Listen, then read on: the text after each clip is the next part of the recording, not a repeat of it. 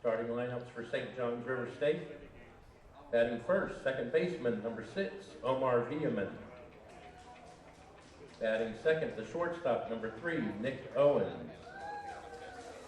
Batting third baseman, number 23, Hunter Alexander. Batting fourth, designated hitter, number 20, Alex Dowd. Batting fifth, playing first base, number 44, Nick Kozlowski. Batting sixth and playing right field, number 2, Wes Weeks. Batting seventh, left fielder, number 13, Colin Morrell. Batting eighth, number 10, center fielder, Matthew Rhodes. And batting ninth and catching, number 7, Harlan Harris. Today's starting pitcher, number 25, Daniel Williams. Non-starters for St. John's River State, number 11, Andrew Vacasio. 15, Pearson McMahon. 16, Tyler Carr. 17, Cole Perry. 18, Dalton Whitaker. 19, Jordan Kennedy. 21, Harrison Hyatt. 22, Andy Tolkien. 26, Ryan Ross. 27, Rice Pollock. 28, Jimbo Rees-Snyder. 30, Hunter Jones.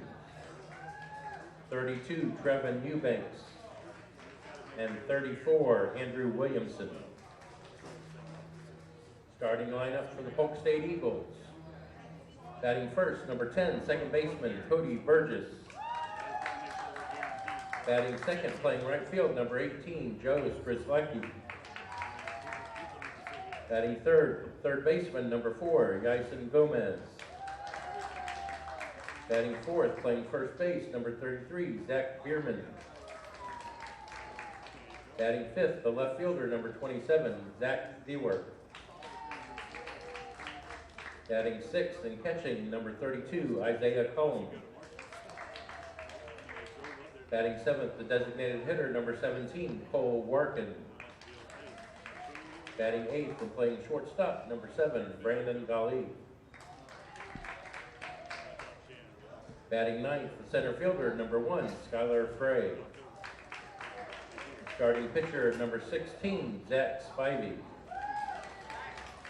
Polk State non-starters, number 2, Justin Gill. Number 5, Taylor Kulina. Number 8, Jacob Kelly. Number 13, Jordan Spicer. Number 14, Jonathan Bermudez. Number 20, Zach Schneider. Number 22, Roddy Martinez. Number 24, Chad Twarek. Number 26, Justin Twarek. Number 29, Tommy Romero. And number 34, Johnny Schneider. Your umpires for this morning's contest behind home plate will be Mark Morgan. Down the first base line will be Chris Tipton. And on the third base line, DJ Briner.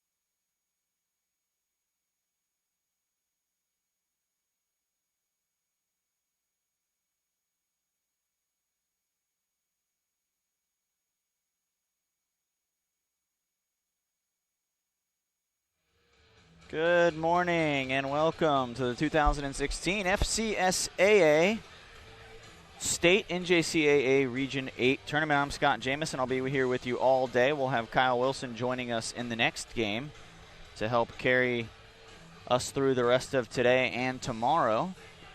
Yesterday was a long but fun day here at the ballpark. St. John's River put on an offensive and defensive show in defeating the defending national champions Northwest Florida State College 11-1. They 10-run ruled them. It is the national rule of a 10-run rule after 5 and an 8-run rule after 7. So theoretically it was an 8-run rule, but it was a 10-run victory in 8 innings. Nick Owens was 5 for 5 with the bat and played some sparkling defense at shortstop. Owens the MVP of yesterday. There's no doubt about that. We'll get you some other numbers from the St. John's game yesterday. This is Polk State College's first game. They won the Suncoast Conference for the 3rd time in a row this year and the 5th time in the last 6 years under Coach Al Corbeil. So the Polk State Eagles, another dominant team in the Suncoast Conference for Coach Corbeil, which has just kind of become par for the course when it comes to the Eagles and their baseball team. You heard the starting lineups, hopefully. We'll go through them again anyways for you. St. John's River are the visitors, it appears, on the scoreboard, although that changed a couple times at the last minute yesterday. I don't know if they've flipped a coin or what, but leading off for the Vikings of St. John's River, number 6, Omar Villeman. He plays second base. Batting second, the shortstop, number 3, Nick Owens. Batting third, the third baseman, number 23, Hunter Alexander. Batting fourth, the designated hitter, number 20, Alec Dowell. Batting fifth, the first baseman, number 44, Nick Kozlowski. Batting sixth, the right fielder, number 2, Wes Weeks. Batting seventh, the left fielder, number 13, Colin Morrill. Batting eighth, the center fielder, number 10, Matthew Rhodes. And batting ninth, the catcher, number 7, Harlan Harris. On the mound for the Vikings is number 25, Daniel Williams. Williams making his first start of the tournament. Comes in with a 4.18 ERA, 65 strikeouts, and 71 innings pitched, 88 hits allowed, 33 earned runs, 50 runs overall, 16 walks. Batters hitting .292 against him. 7 wild pitches, and he hit 6 batters, leading the Vikings in that category. For Polk State, their lineup looks a little something like this. Leading off and playing second base, number 10, Cody Burgess. Batting second, the right fielder, number 18, Joe Strzelecki. Batting third, the third baseman, number 4, Yason Gomez. Batting fourth, the first baseman, number 33. Let's see here. I got the numbers wrong on this one, I believe. Zach Dewart. Batting fifth, number 27, Isaiah Cullum. He's playing left field. Batting sixth, the catcher, number 32, Cole Warkin. I think I have all the numbers here off by 1. That's what's throwing me off. Batting seventh, the designated hitter is Brandon Galley. And batting eighth, the shortstop, number 1, Skylar Frey. And batting ninth, let's see here, is actually Frey is batting ninth. I missed one. Let's go through this again. Burgess leading off for Polk. It's early. It was a long day yesterday. I apologize. Burgess leading off for Polk, playing second base. Strzelecki batting second and right field. Gomez at third base. And then we have, there's where I missed him, Bierman, number 33, is Bierman. Zach Bierman.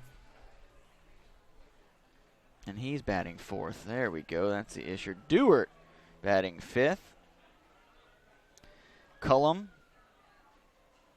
is batting sixth, and he's catching. The designated hitter is number 17, Cole Workin. Batting eighth is number 7, Brandon Galley. And batting ninth is Skylar Frey, the center fielder. I promise I'll get it together at some point this morning, Sarah. Sarah's already got it together. She's ready to go on the camera. Tyler's ready to go on the computer. Now I just need to get my stuff together here and figure this out. We were here for 4 games yesterday. Saw some good contests. The only game that was kind of out of Reach was the St. John's game. Coach Ross Jones out there with Coach Corbeil. Al Corbeil, the two coaches shake hands, head back to their teams.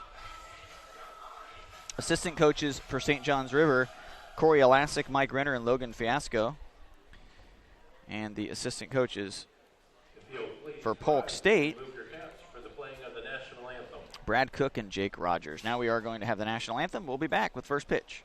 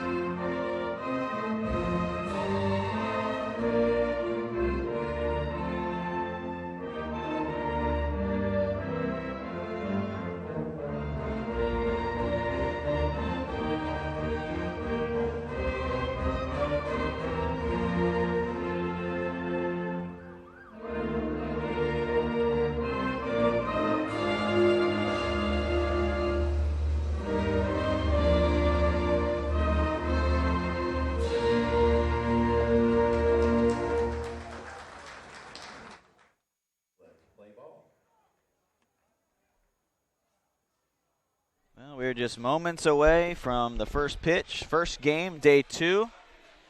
Here's what your bracket looks like if you're keeping score at home.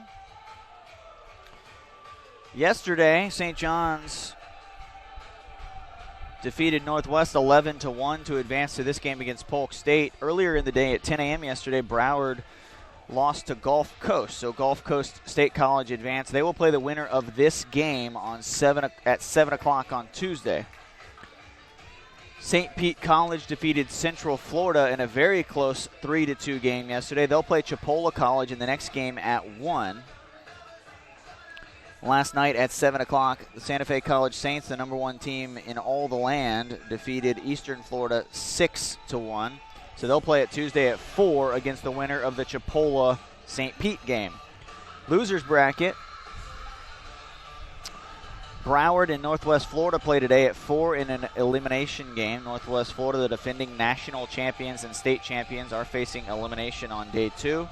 And then at Central Florida and Eastern Florida State College will play at 7, also in an elimination game. So we've got some good action for you here today. Should be some close games. Anticipating some good pitching again. Everybody coming out. Some teams rolling out their first starter. Some teams rolling out their second starter. So still at the front end of the rotations. You know, sometimes as it gets deeper into the week, depending on how many players you've had to use, how much pitching you've had to get into, it can get a little bit dicey for some of these teams. Not that the players at the end of their bench aren't good, but they don't have as much experience usually. They haven't pitched as many innings. They haven't pitched in big situations, and you're forced to call upon guys that legitimately have thrown maybe 9 or 10 innings, and they have to get some really big outs. That's why it's important during the regular season for a coach to put some of those guys in those big situations, especially in non-conference and a 3-3 game in the 8th with 2 on and nobody out, and let those pitchers work around some of those situations. And you also find out what you have. If you've got a guy, you throw him in 2-3 games and he just can't seem to get you the big out, well, you know, come state tournament time, he's probably not the guy you want in there. But you can find that out during the regular season. It hurts to find that out in the state tournament. Leading off for the Vikings is the second baseman. Omar Villaman will lead things off. And we are about underway. First pitch looks like it's going to be right at 10 o'clock. Maybe 9:59. Well, if they delay any longer, it will be right at 10. About 20 seconds until 10 o'clock. So first pitch officially 9:59. Ground ball to second. 1 pitch, 1 out. For the starting pitcher for Polk State. It is Zach Spivey. Brings up the shortstop. 3.36 ERA, 6-2, 53 strikeouts, 69 and 2/3 innings pitched.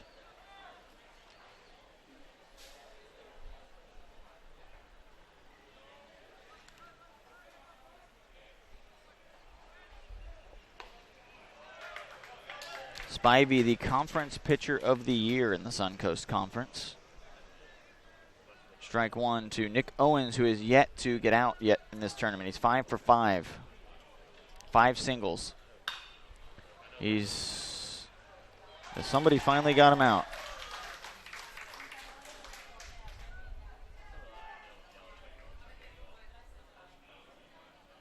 Spivey not going to overpower, not going to strike a ton of batters out.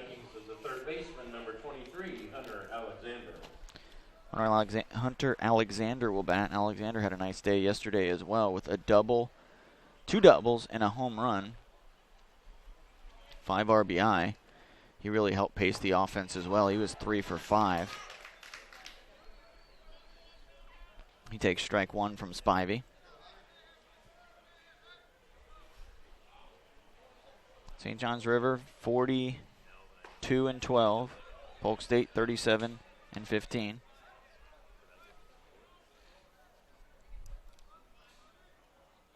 Excuse me, 41 and 12 for St. John's.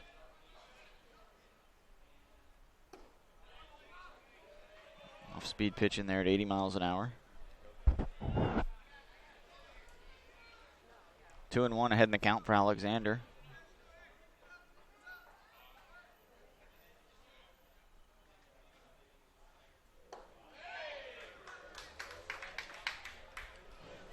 He evens the count up at 2-2.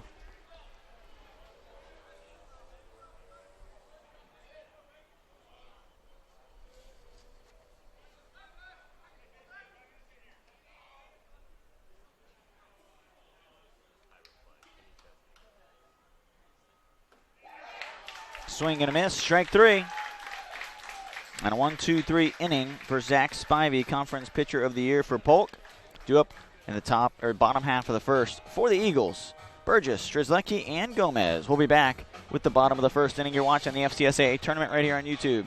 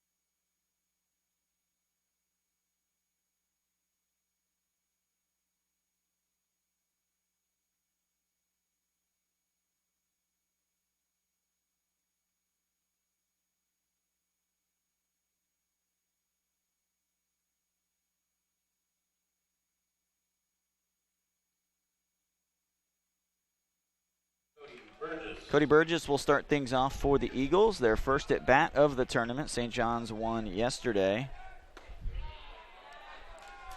11-1 over the defending national champions, Northwest Florida. Northwest Florida came in. They can hit the ball. Their pitching has just been not probably what Coach Doug Martin was expecting.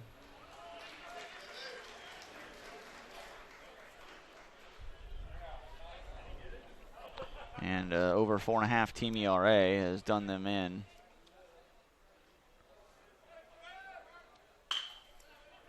Burgess chops to second. Villeman over for the out.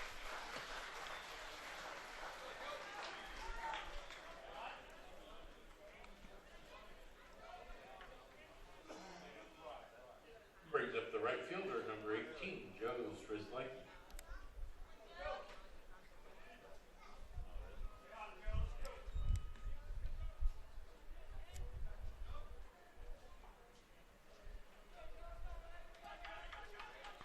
Joe Strizlecki up to bat.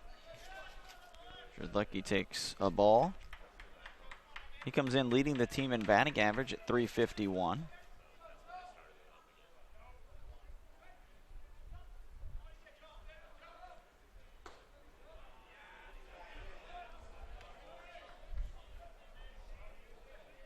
Home run, 20 RBI. 36 home runs for Polk State. Their big hitter is Zach Bierman with 10 home runs and 52 RBI, 299 hitter. He hits in the cleanup spot. Strizlecki takes a strike, now 2-1.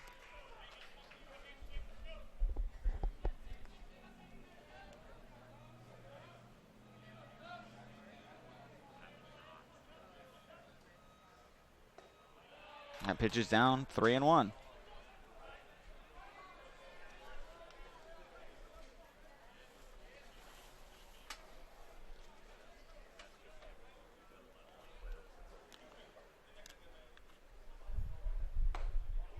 Strizlecki swings through that 3-1 pitch. He was definitely looking for something to drive right there and thought he'd get a good pitch.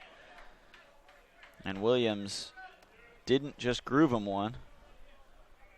Got him to jump on something that wasn't there. There's strike three to Strizlecki looking. Saw a lot of strike three lookings.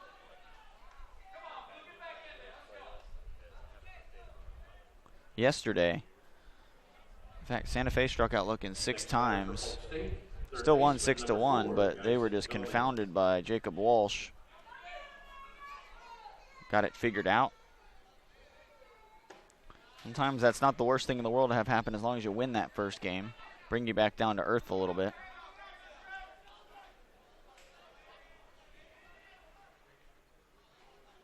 Two out, nobody on. That one foul. 1-1 count.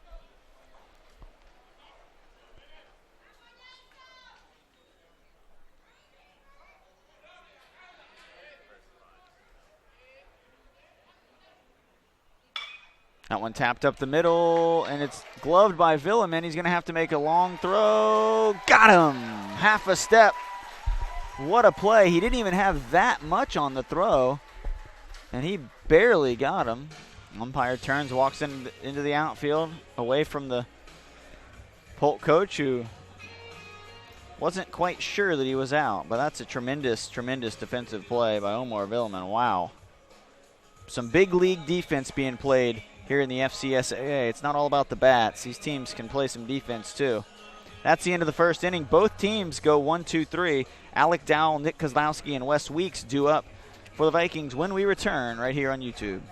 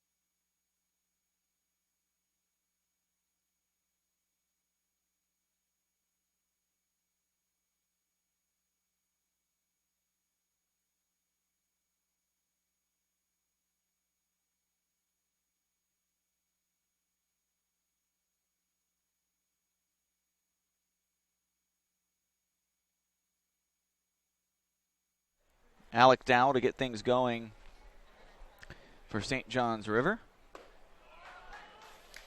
Dowell yesterday was 2 for 4. I missed that other single that he had. He was 2 for 4 with 2 singles, a strikeout, and he popped out to the catcher. He fouls that one down the right side. There is a lot of foul territory here at Henley Field. Historic Henley Field, opened in 1925. It's changed a little bit since then. They've done a couple renovations on it.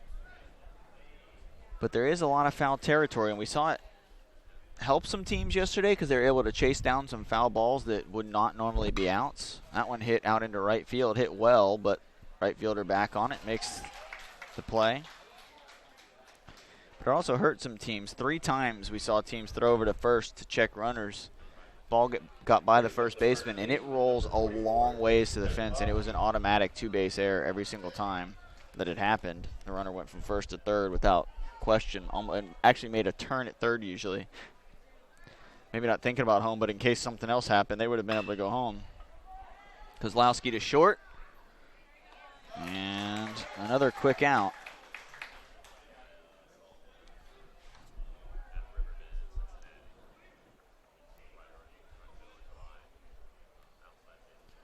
Wes Weeks will now bat. Wes Weeks doubled yesterday and was 1 for 3 with a walk and a run scored.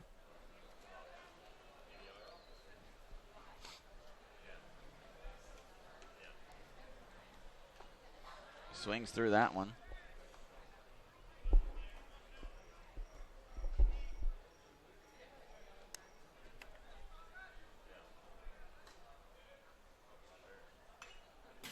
Spivey with a big twist in his windup. He really gets some torque when he comes around.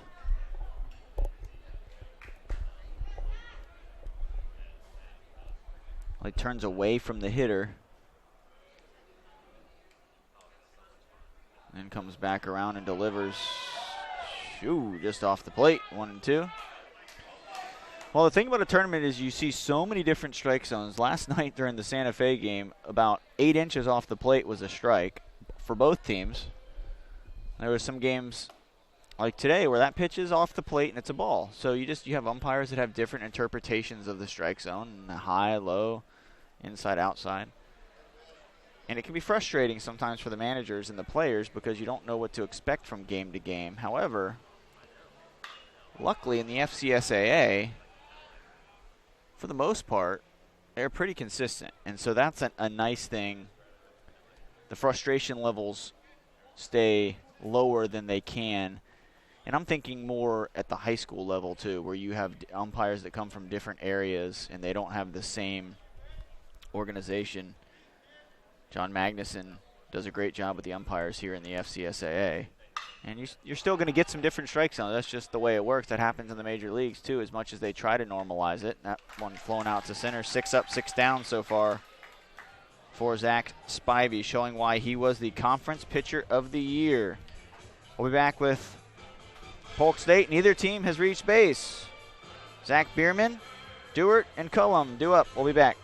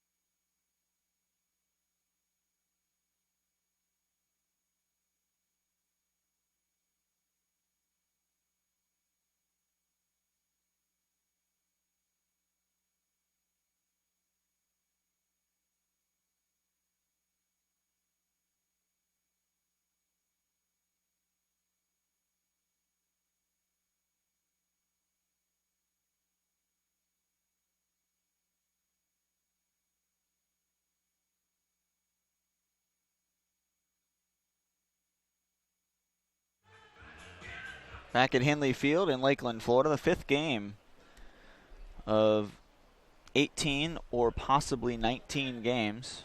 We'll be here for all of them. You can tune in at the YouTube channel. Make sure that you subscribe to the channel. You can also find the FCAA online at thefcsaasports.com. Also on Facebook and Twitter. Go follow those for updates. Tom Haggerty from Polk State is taking some phenomenal photos of the games.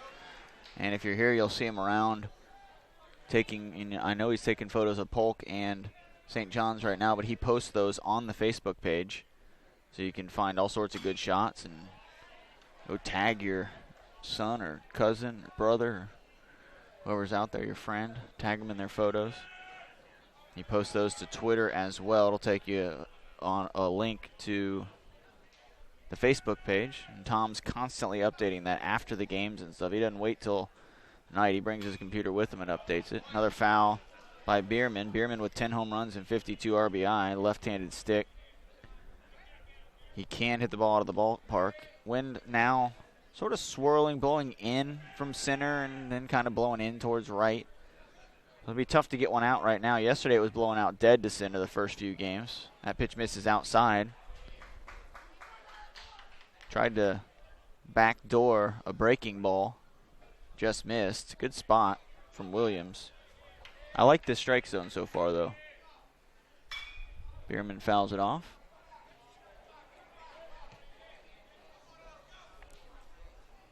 It's smaller, but it's fair. It's you know, it's where it's supposed to be. We'll see. Even umpires are human, you know, as the game goes on. My dad was a professional umpire, so I have to be careful what I say about umpires because he's probably watching right now, and I'll get a phone call later.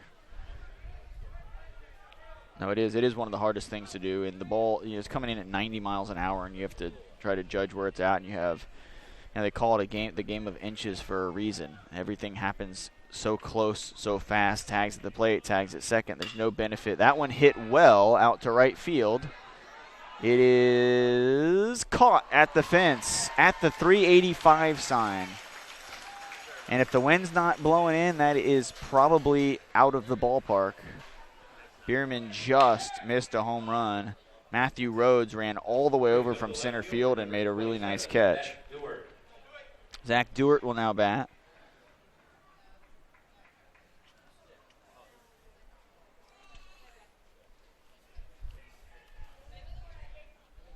Zach Dewart, a .337 hitter, 7 home runs, second on the team. So Dewart with some power as well. Low crouch stance.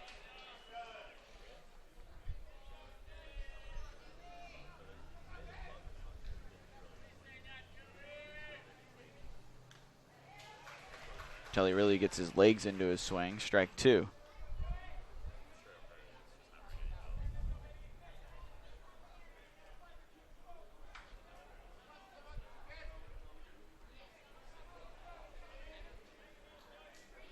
Williams ahead in the count, 0-2, 1 out. Pitch over the pitcher's mound. Villeman's going to have to make a really nice play. The exchange not in time, and that was in no man's land. Not much Villeman could do. An infield single, first base runner for either team. Zach Dewart reaches. Next batter for your Eagles is the catcher, number 32, Isaiah Cullum. Now Isaiah Cullum will bat, the catcher. Cullum, 295, 7 home runs. So this 4-5-6 combined for 24 home runs in the regular season for Polk State. That is the bulk of their home runs. They hit 36 as a team. So 24 of 36, is that 2/3, Tyler? I believe it is. Tyler's not paying attention to me. Tyler's falling asleep already. It's only 10:30, Tyler. Although we were here for 15 hours yesterday, so that plays into it. Sarah Shira on the camera doing a good job. She was here yesterday for 3 of the games, and then Taylor took over. Did a nice job on the last game as well. It's in there for a strike.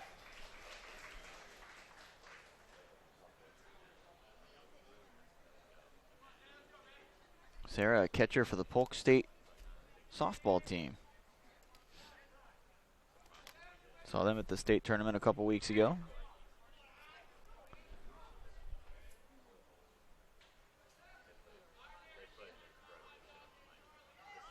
Runner goes. The throw into the outfield. They're going to have a play at third on this throw. And they get him at third base. That was not necessary for him to go. He never turned and looked to where the ball was. The coach was trying to hold him up. Well, you can't fault him for aggressiveness.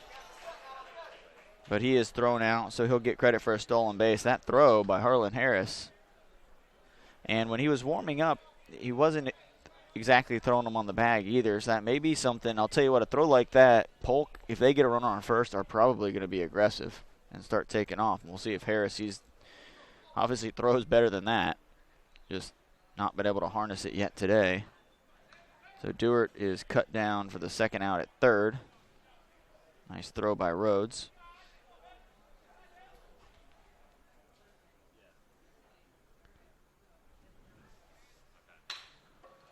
Another bouncing ball. Going over.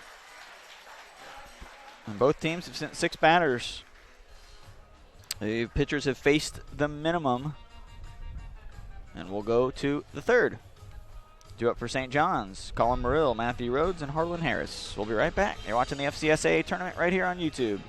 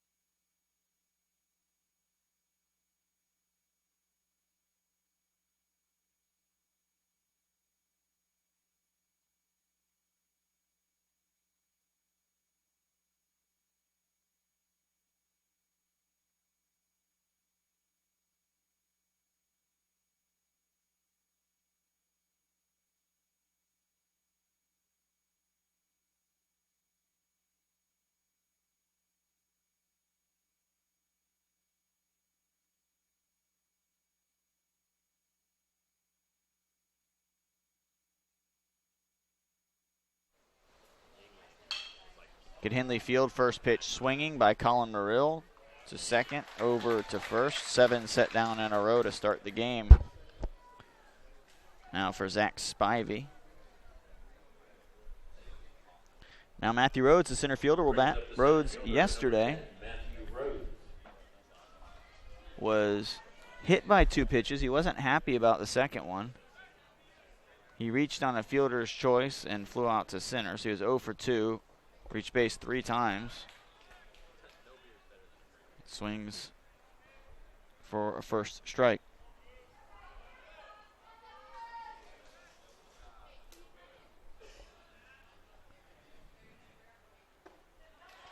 And again, Rhodes fooled on that one.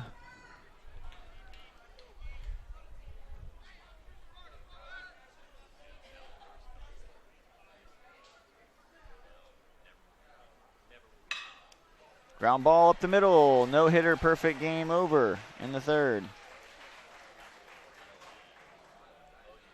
Nice piece of hitting by Rhodes on an 0-2 pitch.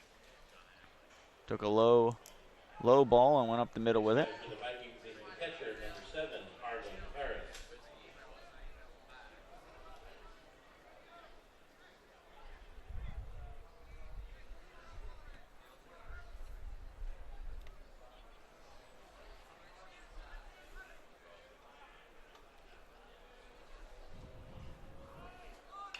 Harris bunts, foul into the other batter's box. So Ross Jones, knowing this could be a low-scoring game, has elected to lay try to lay down a bunt with his number 9 hitter. And you can't blame him. You got Omar Villeman and Nick Owens coming up next. They combined to score 6 runs yesterday and a combined 7 hits. So probably a pretty good move. Well, he's swinging away on that one. There is a lot of foul territory, but I don't think they're going to be able to get to it regardless. It does stay in play, well, in foul territory play, but not able to get to it and chase it down. That's a long run. 0-2 now, so that Harris had one chance to bunt. Sometimes it's the other way around, especially if it's a pitcher hitting or something. Though you'll give them one chance to swing, and then they've got a bunt.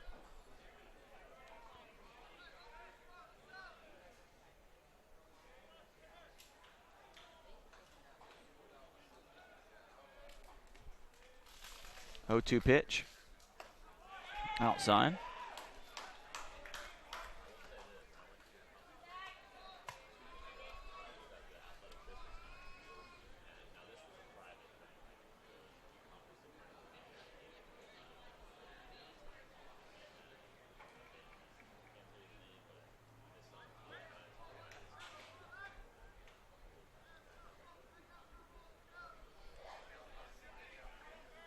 One, 2, 1 out.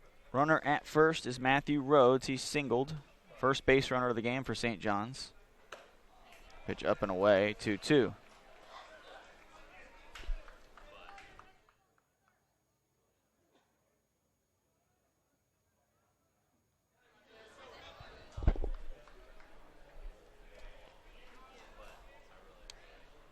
Now the 2-2 pitch. He's fought back from 0-2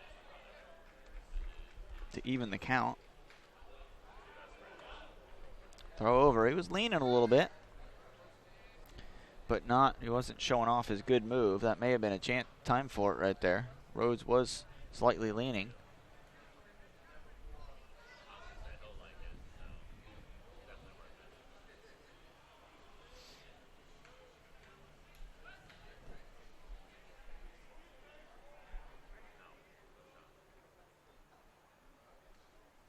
Swing and a miss. Harris strikes out. Actually, a foul tip into the catcher's glove for the second out. Omar Villeman now with a chance to bat. Now we'll see if Matthew Rhodes tries to run. You don't necessarily want to take the bat out of Villeman's hands. He does have 3 home runs, 15 doubles. He is a gap-to-gap type hitter who can get one out to the fence, which would score Rhodes. So I guess you have to play the odds. Actually, Rhodes does not have a stolen base either, so, well, there you go. I guess I should have looked at that first. Oh, there he goes. Oh, maybe I do know what I'm talking about. I'm not sure. Throws him out. He still does not have a stolen base. Got a pretty good jump, but thrown out trying to steal. So Villeman will bat to start the 4th inning. Due up for Polk. I convinced myself he wasn't going to go there, and then it caught me off guard when he tried to steal. Go for Polk is number 17, Cole Warkin, followed by number 7, Brandon Galley, and number 1, Skylar Frey. We'll be right back with more from the FCSA tournament. You're watching right here on YouTube.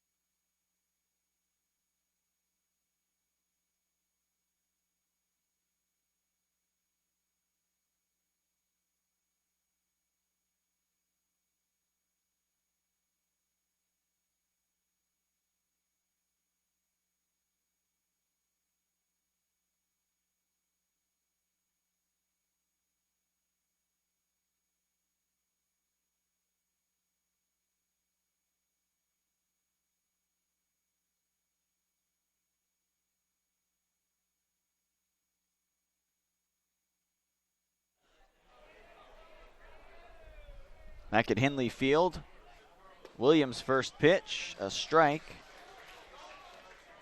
Daniel Williams from Keystone Heights, 6'1", 215.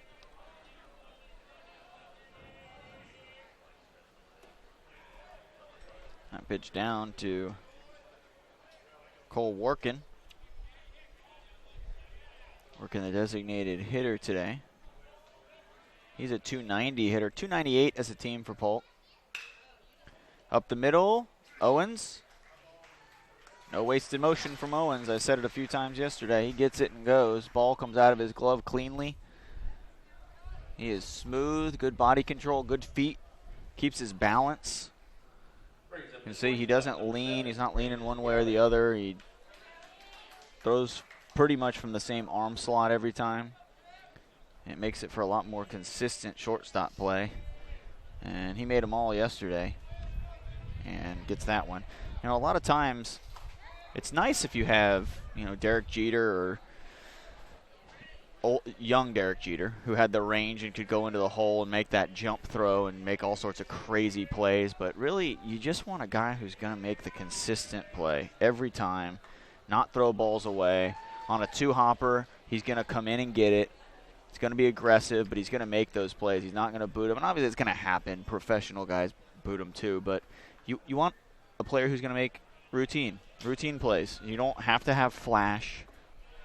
And I think if you ask these managers here, they would take the guy who makes the routine play over the guy who's, you never know. But he'll make a flashy play every once in a while. Yeah, it's nice to take away a hit from somebody, but in a tournament like this, one or two errors can cost you a trip to Colorado.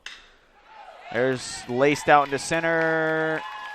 Rhodes thought about going for that one and diving. That would have been a bad move. Both his other outfielders were running over there to back him up. He made the right decision to hold Gali to a single.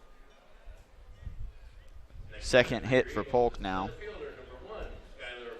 Skylar Frey will bat.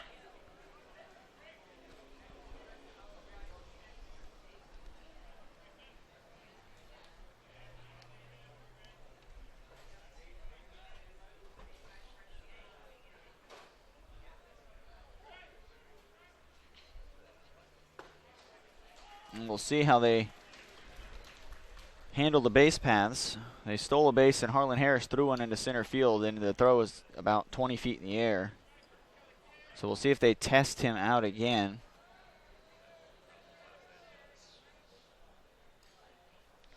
Workin with 9 stolen bases, so he'll run a little bit.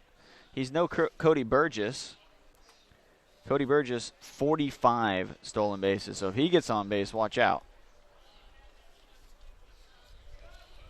There he goes. Hit and run on to the right. Pitcher not able to handle it.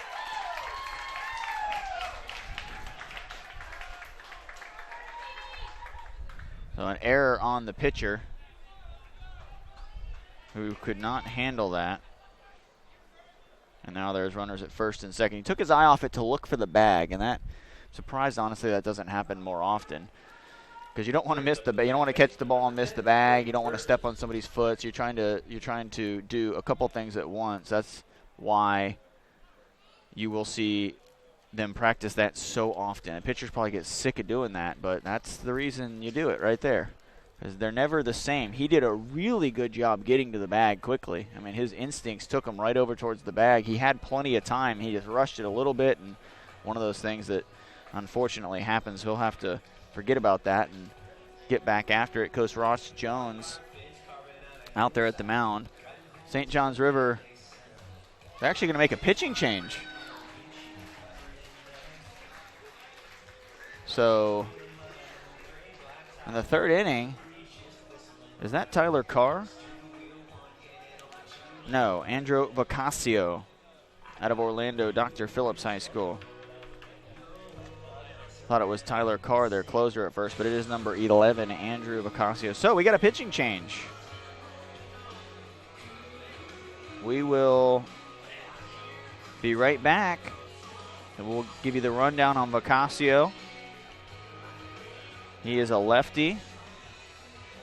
And we'll run that all down when we come back right after this.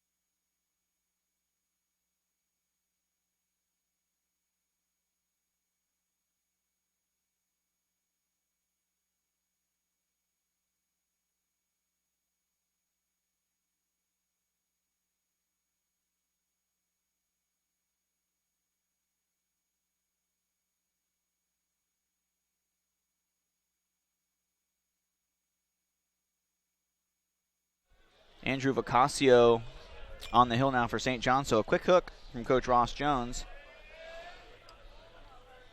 Vicasio, a 3.80 ERA. He started 3 games, mainly came out of the bullpen. Pitched 23 innings, struck out 20, a 216 batting average against. So hitters did have a little bit of trouble. Only surrendered 19 hits in 23 and 2/3 innings.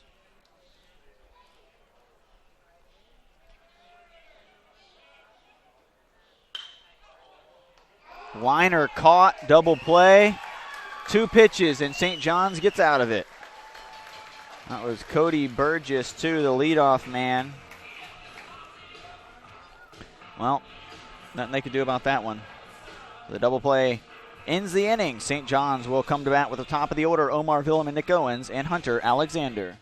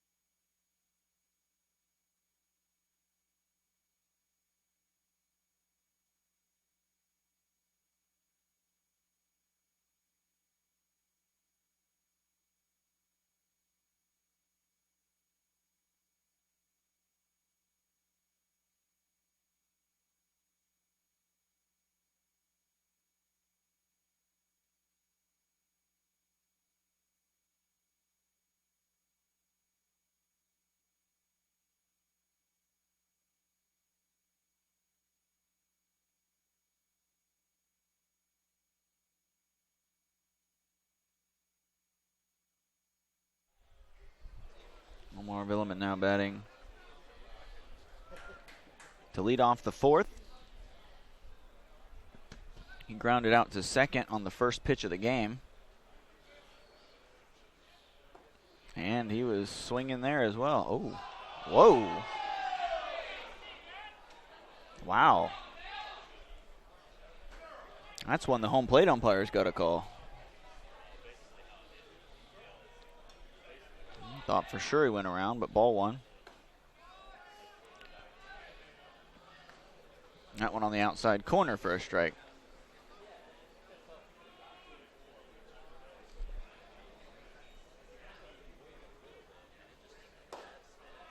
Low, ball 2. So the St. John's offense really runs through Villeman if he can get on base. He's scored 63 runs, 10 more than anybody else on the team. Led the team in hits with 82. Led the team in doubles with 15. Led the team in triples with 4. Also had 3 home runs, and his 44 RBIs was 3rd on the team. His total bases, 114, was a team best. Slugging percentage was 2nd best. 26 walks, the most walks on the team. So he really led the team in most categories, hitting out of that leadoff spot, except for home runs and RBI. But just about everything else, he flies out to center field on that one. He's now 0 for 2. And Nick Owens, who couldn't get out yesterday, he was 5 for 5, scoring 3 runs, will bat. He lined out softly to second base, his first at bat of the day. Spivey has faced the minimum. St. John's does have a hit, but Matthew Rhodes was caught stealing with Villeman at the plate.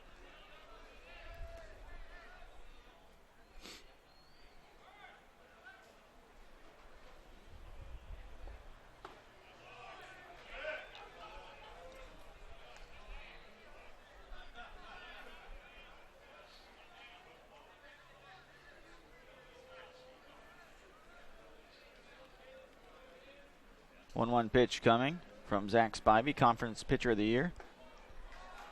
Outside corner strike.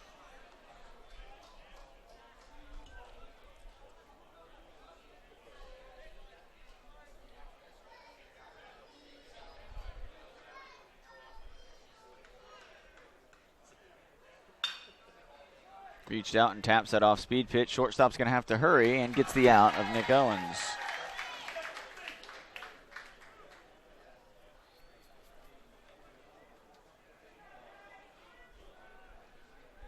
And now that'll bring Hunter Alexander, 2 doubles and a home run yesterday. He hit a bomb home run to end the game. It was a walk-off because of the mercy rule. Right over the 385 sign out in left center. 365, actually. Breaking pitch, hammered out to left, but right at the left fielder for the out. So, St. John's goes in order. We're going to the bottom of the 4th. Strzelecki, Gomez, and Bierman due up. We'll be back right after this. You're watching the 2016 FCSAA Baseball Tournament on YouTube.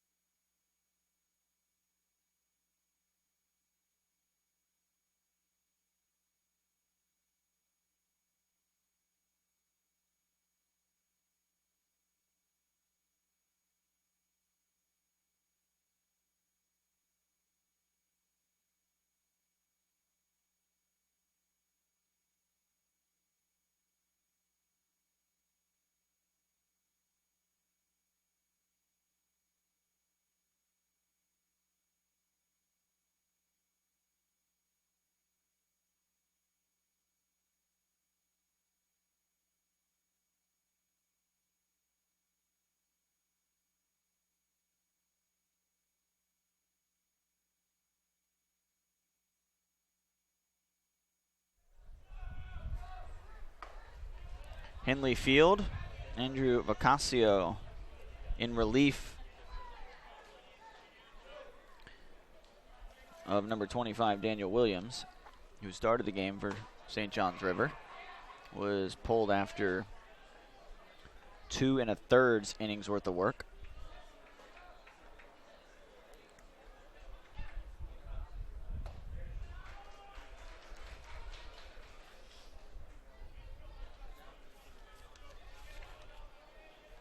This is Joe Strzelecki.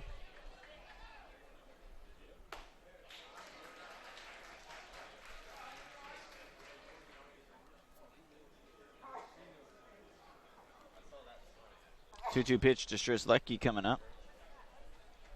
Picasso came in and promptly, in 2 pitches, got a line out to short double play, sinking liner. And if the runner, honestly, if he'd have taken even 1 or 2 steps from where he was already almost at third, but he was hung out to dry. Popped up to right. Right fielder coming on. Makes the catch. That's Wes Weeks out in right field. The wind blowing in a little bit. The ball wasn't going anywhere anyways, but it has knocked down. Bierman almost hit one out. He is on deck now. He hit one all the way to the 385 sign.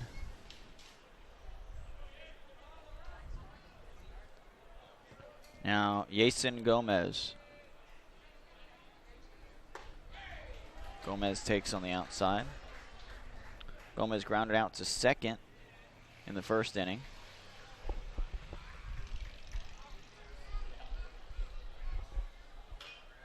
Big hack. Fouled. Harlan Harris looks like he got some dirt in his eyes. Being a catcher is difficult work. You got the baseballs coming back and hitting you. You got the bats hitting you. You got dirt getting in your eyes. You got to be crouched down the whole time. Tough individuals.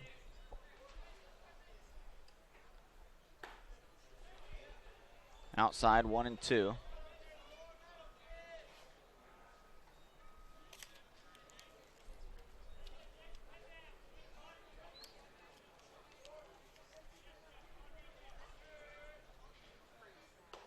Swing and a miss. And a pitch off the plate. And there are 2 down now in the 4th, just like that. Next batter for Polk State is the first baseman, number 33, Zach Bierman. Zach Bierman, who very nearly hit one out to lead off the 2nd. To deep, deep right center field. Will now get another chance.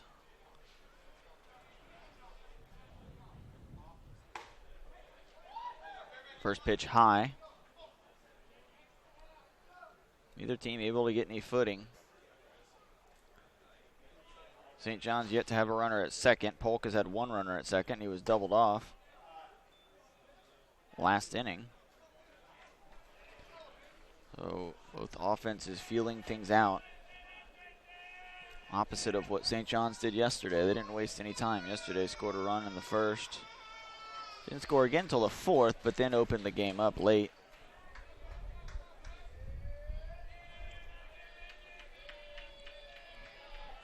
Two-one pitch to Bierman.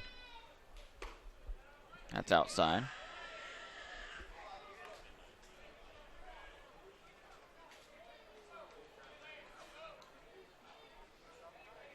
Now we'll see if they give Bierman something to hit. Ball 4. So a 2-out walk to Zach Bierman. And now Zach Dewart will bat. Dewart singled. Stole second. The ball went into the outfield, and he tried to take third base. The ball was not. The center fielder, Matthew Rhodes, was backing up. Came in, got it, and threw him out at third. So I guess technically they've had 2 runners at second base, although it wasn't for very long. Wasn't for an at-bat. There's a breaking ball for a strike.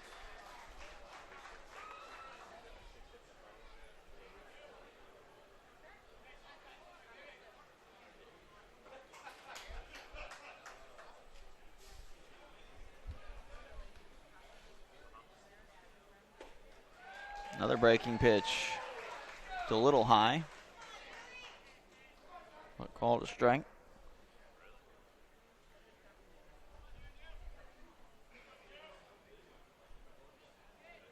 That was in there. Saw the replay. Good job by the catcher framing that one up. Up and out, ball 1.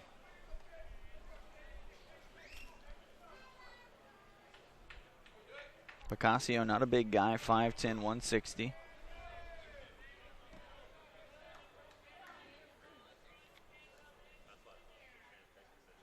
He really gets low and drives the pitch, and that right there, strike 3, tailing away. Second strikeout of the inning for Vicasio. Both of them swinging. That's the end of the 4th. We're going to the 5th. Alec Dow, Nick Kozlowski, Wes Weeks due up for the Vikings. We'll be back with more from Henley Field in the FCSAA tournament on YouTube.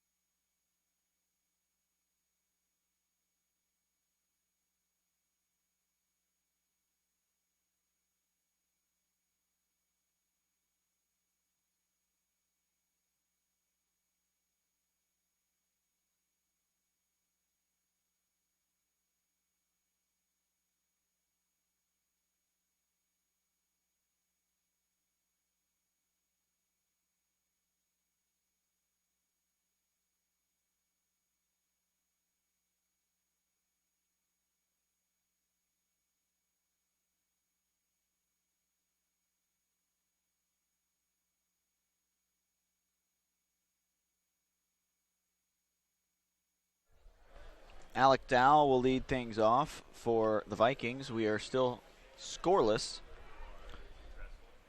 on the first game of day 2, game 5 overall.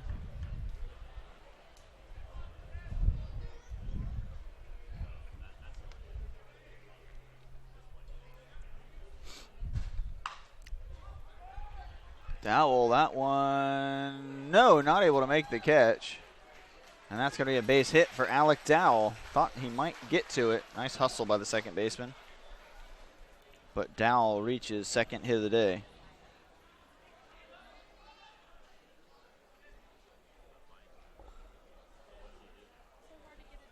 Brings up the first baseman, number 44, Nick Kozlowski. It's Nick Kozlowski.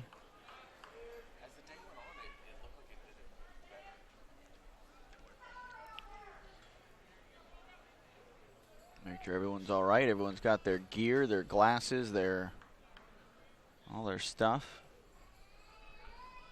We're all set. 1 on, nobody out. Vikings with an opportunity. They've been few and far between for both teams. Kozlowski squares. Well, Josh Jones playing some small ball.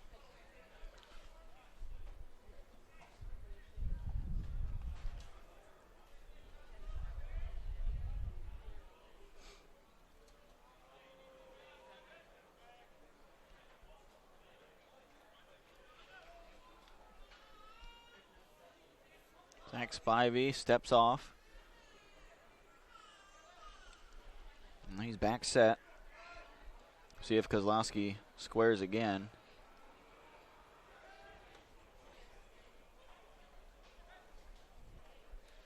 A throw over.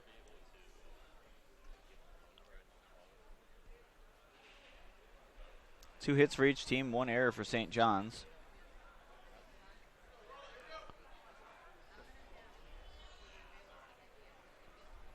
Long looking from Spivey, draws a timeout, and the back and forth. It's been a while since the last pitch, a couple minutes.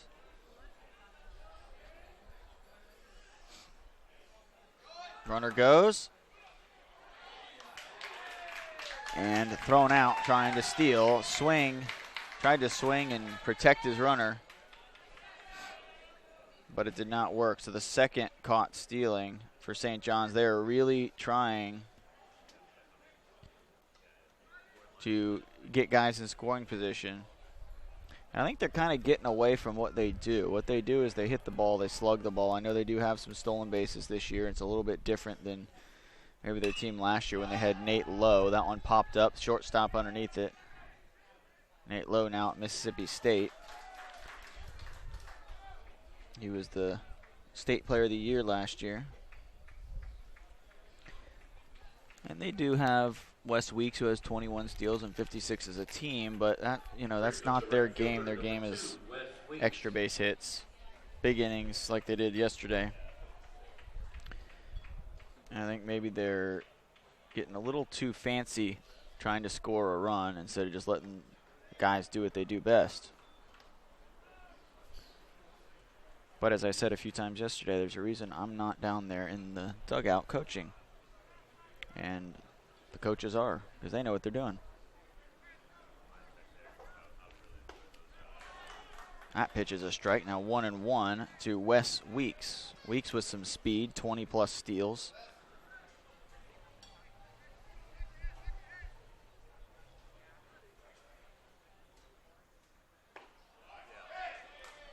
That one down low.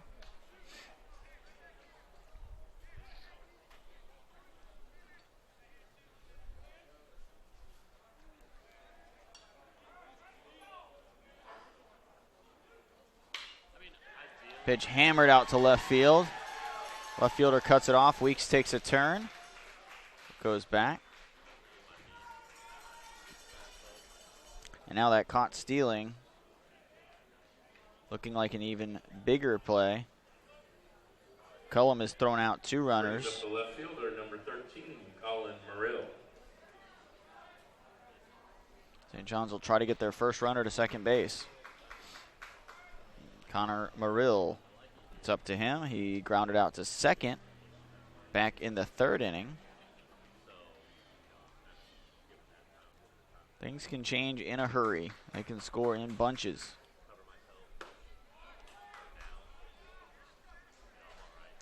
Both of these teams can score in bunches.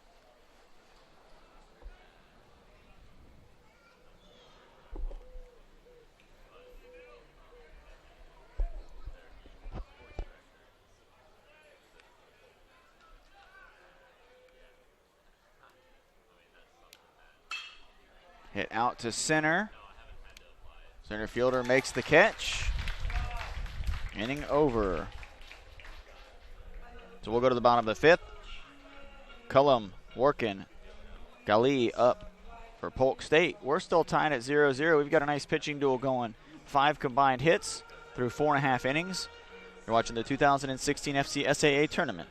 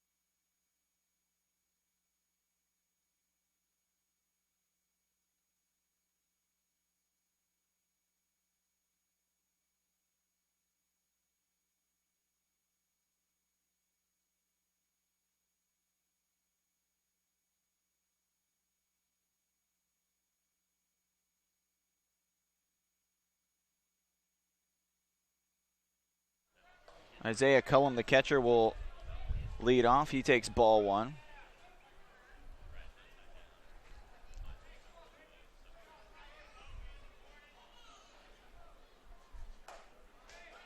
Lays off that pitch, close, but ball 2. He thought about taking a cut.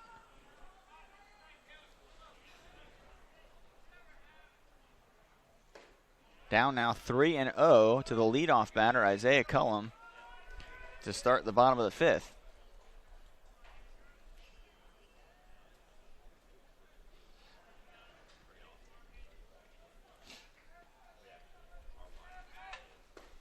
3-0 pitch taken for a strike.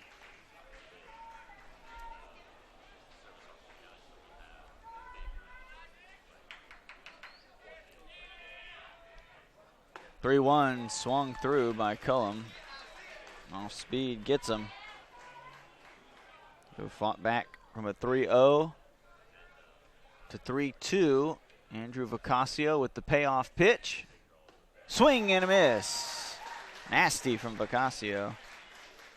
Cullum now 0 for 2, and Workin will come to bat. A 3-0 count. Brings up the designated hitter, number And 17, then 3 straight Polk. strikes.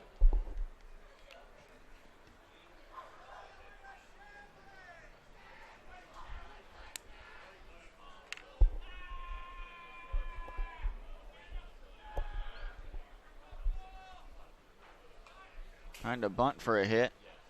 That one goes all the way back to the screen. Orkin, the DH, grounded out to short. He's a 290 hitter.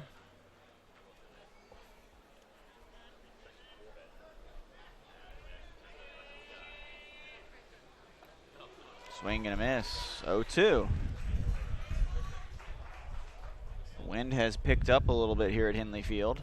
It's now blowing in from, well, it's just blowing in from center.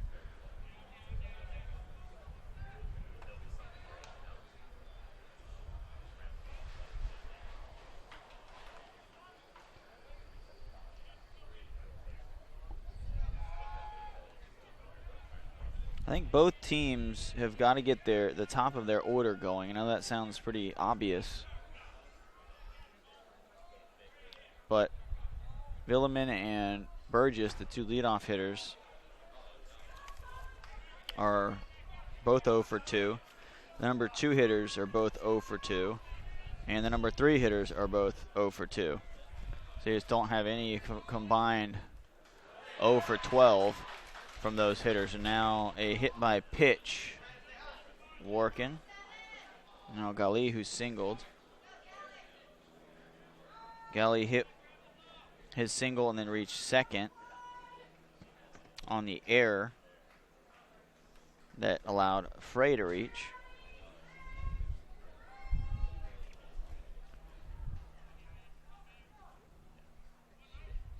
Next batter for the Eagles is the shortstop, number 7, Brandon Galley.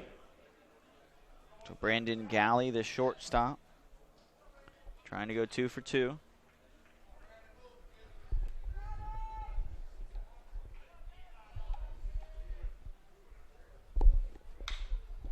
Galley fouled off. We'll see if Workin thinks about trying to move, or if they put him in motion, or what Coach Corbeil's thoughts are. And Harlan Harris tried to throw one out earlier and was way off the mark. Probably just an aberration. And maybe not something that you should base your entire running game off of, but it has to be something that you're thinking about, both coaches.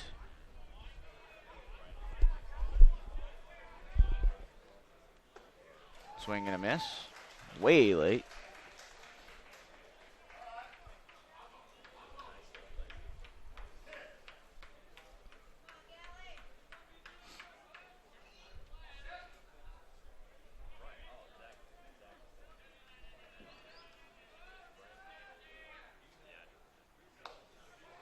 That pitch out, and he is caught, but the ball gets away. He was caught off the bag. Gets away with it because there was nobody covering. I don't think that the St. John's players expected him to go either. Harlan Harris, I don't think he fully threw that one because it would have gone into center field. He had to take a little bit off of it to allow his guys to get there. It was a pretty good throw, actually. If it's caught, he's probably out. So Harris did everything he could. Swing and a miss. Strike 3. 4th strikeout for Vacasio in 2 2/3 innings. Next batter for the Eagles is the center fielder, number 1, Skylar Frey. Number 9 hitter Skylar Frey reached on an error by the pitcher in the 3rd. Ross Jones will walk out and have a talk with Andrew Vicasio, and he will make a pitching change. So Vicasio comes in, gives him a great 2 2/3 innings. His teammates will come out and greet him out of the dugout, and Coach Ross Jones, I think, had a plan coming in today, what he wanted to do, and he's executing it. And now we'll see, it looks like number 15, Pearson McMahon, Middleburg. So we'll be back right after this. A pitching change coming up for St. John's. We'll be back.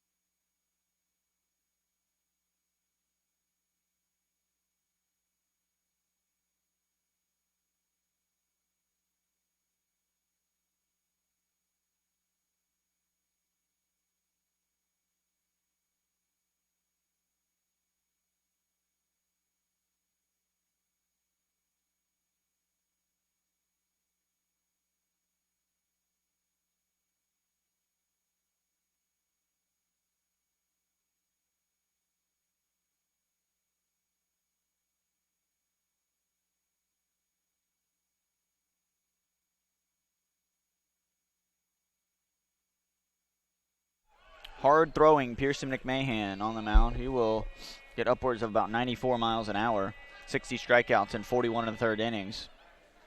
He will bring it. He'll also walk a lot of guys and scare the bejesus out of you when he throws one up near your shoulders, like he just did right there.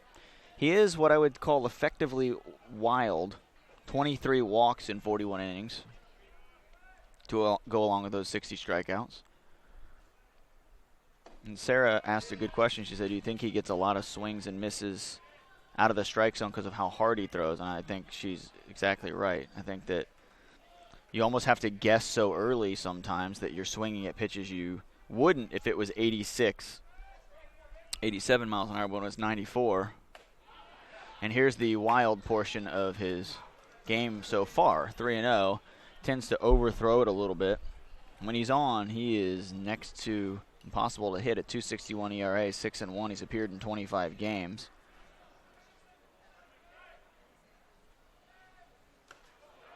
That one might have hit him, actually. It did. It was ball 4 anyways, so Frey walks in now the top of the order.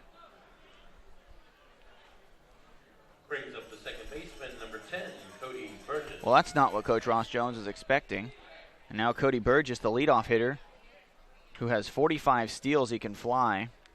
Hit 349, a home run, 35 RBIs, 8 doubles. He's just looking for a single, or he may take a few pitches. He's got some big hitters behind him. Burgess 0 for 2, ground out and lined out to short into a double play.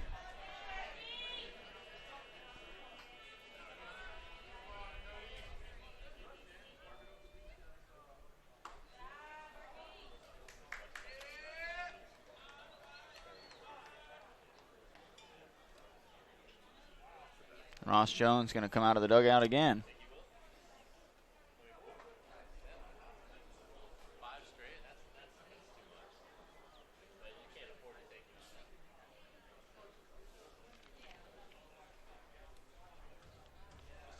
Ocasio is cruising through 2 2/3, had 4 strikeouts, really making it look easy.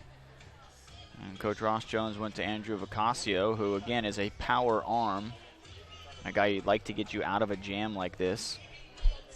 Overpowering type of a pitcher, but sometimes you can outthink yourself. He also may have a limit on how much Ocasio throws. 2 2/3, maybe, may hit some sort of a pitch count. He is a reliever, has started a few games, but maybe he's not stretched out. Again, it's tough to know without being inside Ross Jones's head or any coach's head.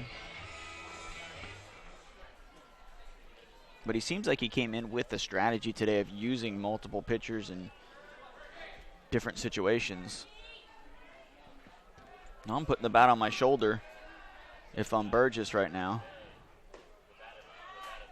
And I'm making him throw me 2 strikes. If he walks him here, Coach Ross Jones probably going to get the hook out.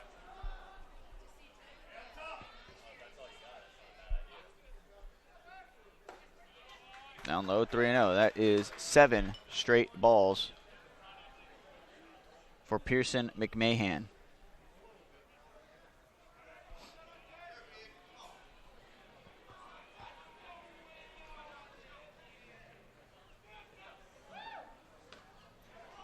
Took a little off that at 92 to get it across. Throws his first strike. Well, the scouts will like him. I don't care how wild he is if he's throwing 94. They'll work with him.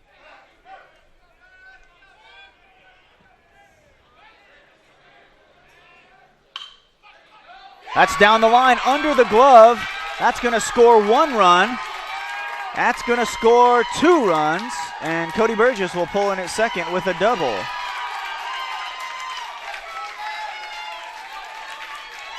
Well, Burgess late on the swing, and it happened to work out for him. It comes in hard, it goes out hard, and a 2 RBI double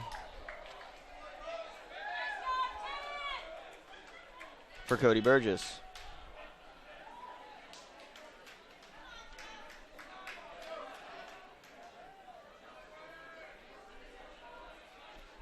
Well, a hit by pitch and a walk were the 2 runners on base.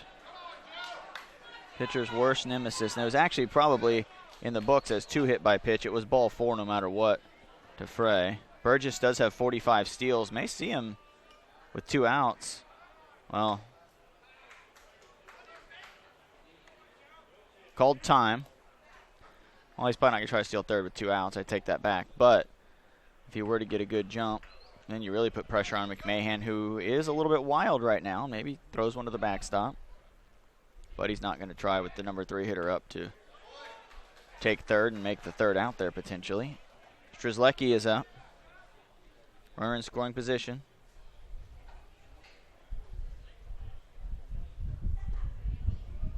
Wind again whipping around, whipping straight in from center. Tapped out to the pitcher. McMahon for the out. Damage done.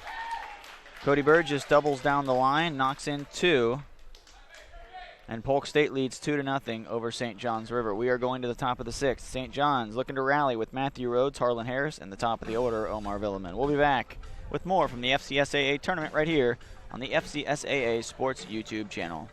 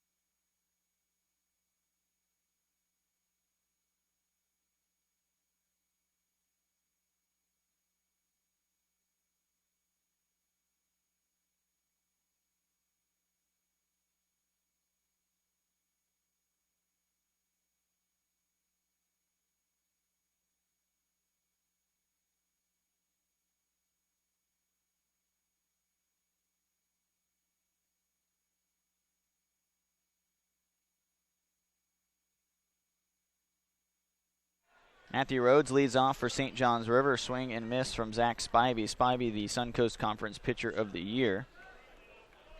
Justin Torek was the Fireman of the Year in the Suncoast Conference. Sweeping breaking ball down and out. Ball 1. Torek's brother plays for the team as well. Chad Torek.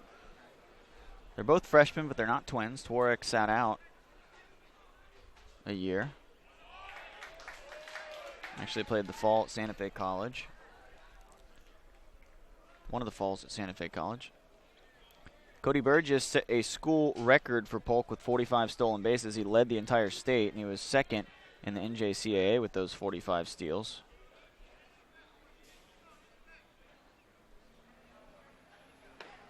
And he went around on that one. Strike 3, Matthew Rhodes. He tried to play it off, but what you've got to do. But he definitely went around. Strikeout. Next batter for St. John's River is the catcher, number 7, Harlan Harris. Harlan Harris will now bat. Third strikeout for Spivey. Strike on the outside corner. Polk ranked number 3 in the state and number 16 in the National Junior College Athletic Association poll. St. John's River ranked number 9 in the national poll. So number 9 versus number 16, a top 20 matchup. The number 1 team, Santa Fe, and number 19, Chipola. So 4 teams in the top 20 from Florida.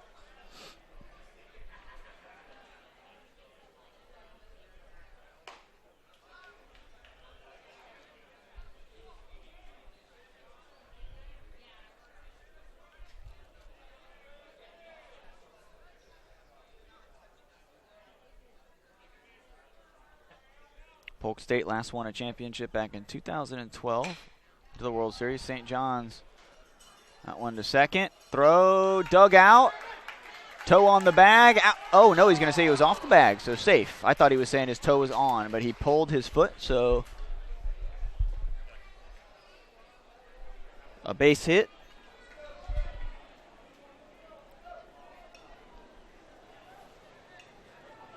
Next batter is the second baseman, number 6, Omar Vigaman. That was big for Harlan Harris to get on base for that top of the order. Great hustle down the line. The catcher digging one out. Earned his infield hit right there. Throw just took the first baseman, Bierman, off the bag. I think the second baseman thought he might have had a little bit more time, but he had to go a long ways. That's Burgess. Actually, Burgess started the season in center field. Had to move to second after a season-ending injury to was the first Kaler Colina. So Burgess from center field to second, and Frey has moved out to play center field. So some big changes for Polk State, but they kept right on chugging along. 37-15 record, 21-9 in conference to win it. Coach Al Corbeil, next man up mentality. Outside corner strike, 2-1.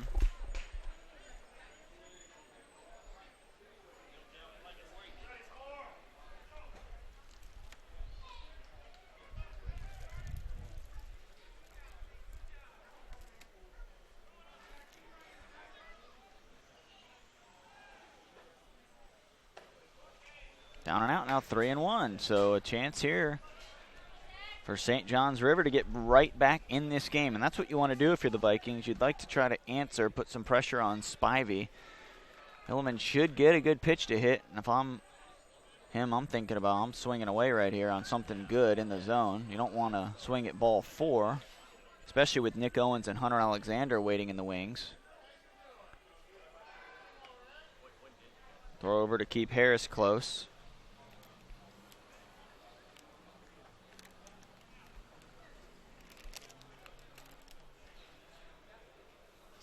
Appreciate you tuning in, watching this broadcast on YouTube. We'll be broadcasting every game of the FCSAA tournament.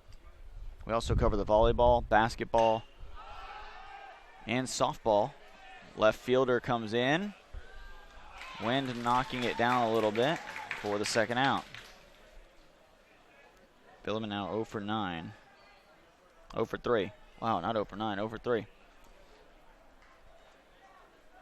Brings up number 3, the shortstop, Nick. Game hasn't gone on that long yet.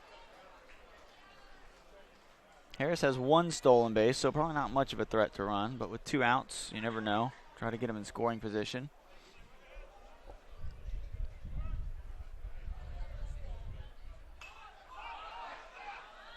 Bunted, foul.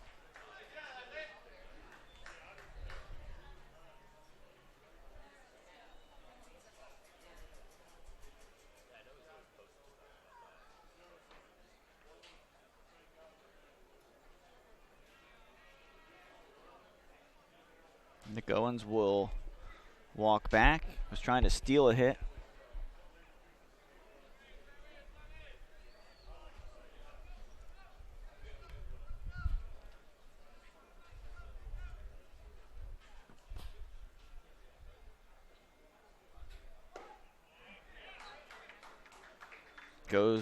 Offers at that one, now 0-2. Hunter Alexander waiting on deck. He would love to get a chance to bat with some runners on base.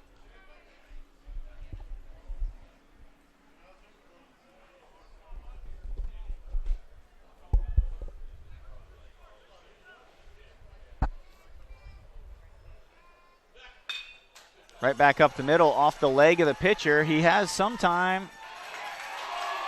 Call safe. Just beat it out. Very close play, base hit. And now Alexander will get a chance to bat with runners on. It's a tough one to argue because the umpire right there on top of it, and he's listening for the sound of the ball in the glove and the foot on the bag and watching it as well. And immediate call, so he beat it out by half a step.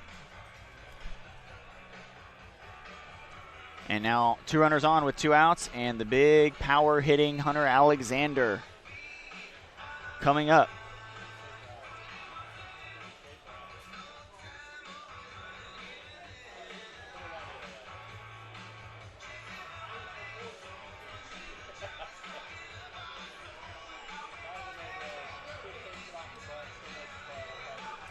So we'll see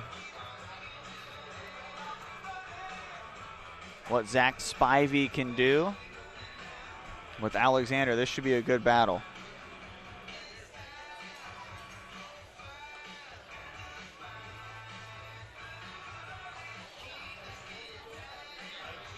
Ross Jones is pinch running out at second base. So Harris is out, and he's got Jordan Kennedy, who's listed as a pitcher. 6 foot 165, out there at second base. Now running at second base, number 19, Jordan Kennedy.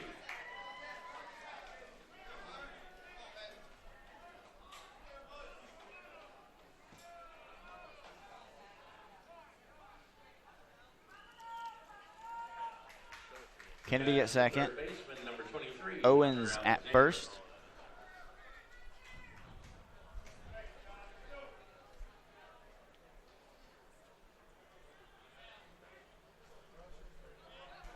Alexander takes low, ball 1.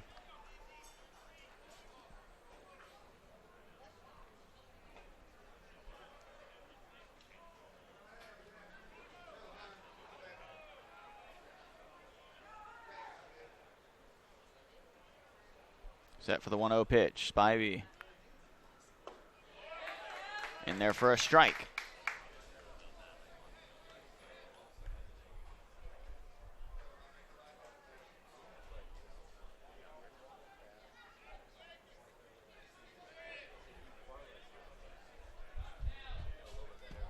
Spivey staring back at second base, delivers the pitch, hammered out to left, sinking, going to fall in.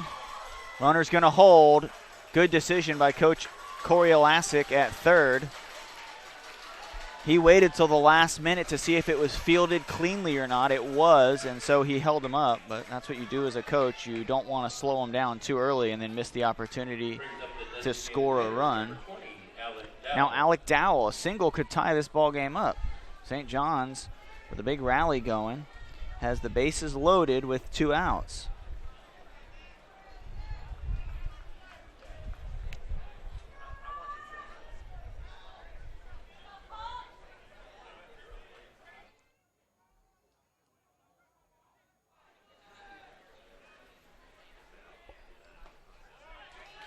First pitch strike to Dowell.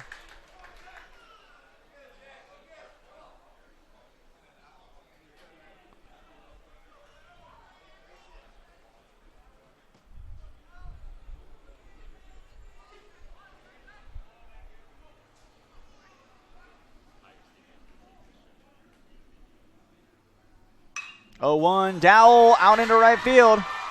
They're going to send him. Safe at home, tie ball game. Alec Dowell, 2-out hit, 2 runs home. And we are knotted up in the top of the 6th. They finally have gotten to Zach Spivey.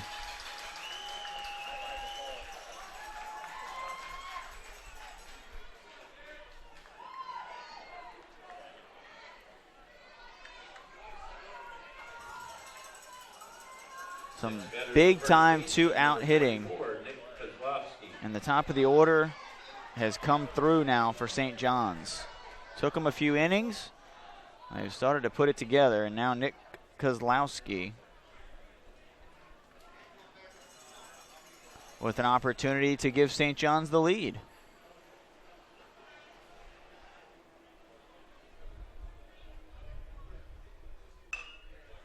Tap to first. He'll take it himself. Bierman does for the out. That'll do it, but 2 runs home on a 2-out, 2 RBI single by Alec Dowell. We're tied up at 2. We're going to the bottom of the 6th. And we've got Gomez, Bierman, and Dewart up. We'll be right back after this.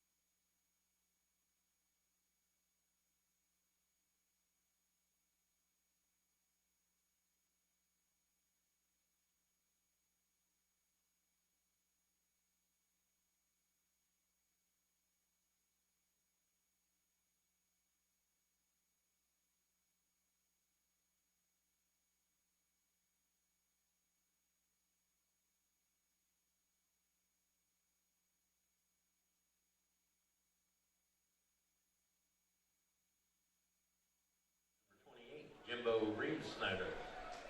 And at first base, number 17, Polk Perry. We've got some defensive changes. Leading off for Polk State is the third baseman, number 4, Easton Gomez. Perry in at first base. And Reem-Schneider, number 28, Jimbo Reem-Schneider, is in at catcher.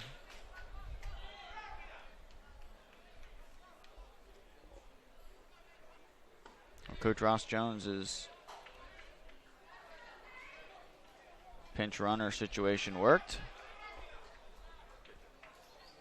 Pulled all the right strings in that inning, and the score tied 2-2. St. John's out hitting Polk 7-3.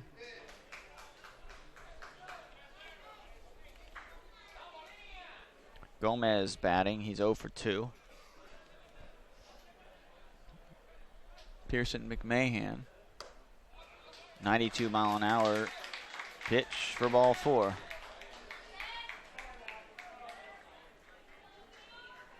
That's how he started off when he came in, 4 straight balls, and you can see the St. John's players yelling down to the bullpen, telling them to speed up their warm-up. Bierman batting. Inside corner strike to Zach Bierman.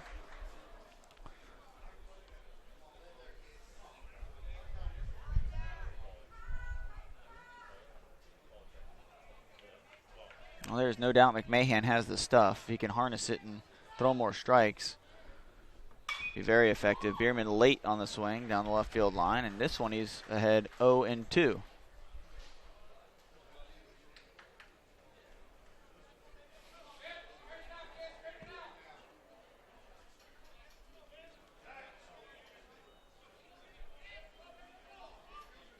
McMahon with the delivery. Up high.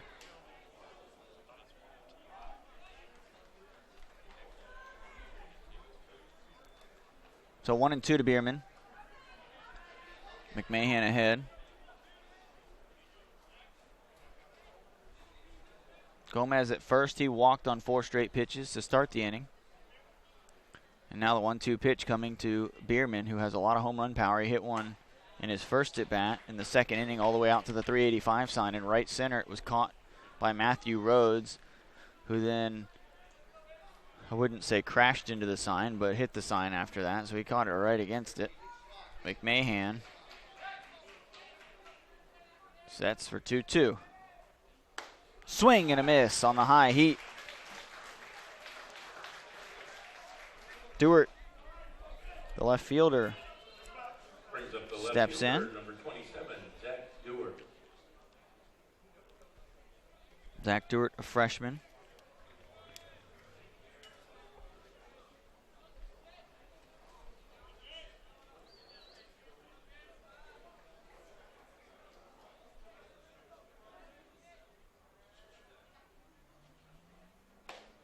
Stewart swings at the high heat.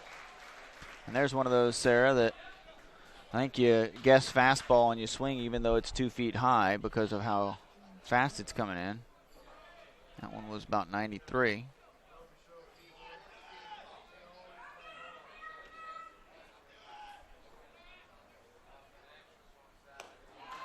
Off speed at 81.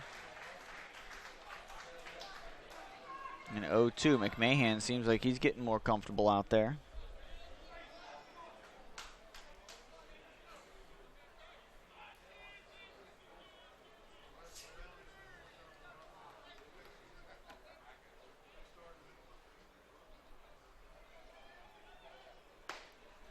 Outside, runner started and then goes back to the base.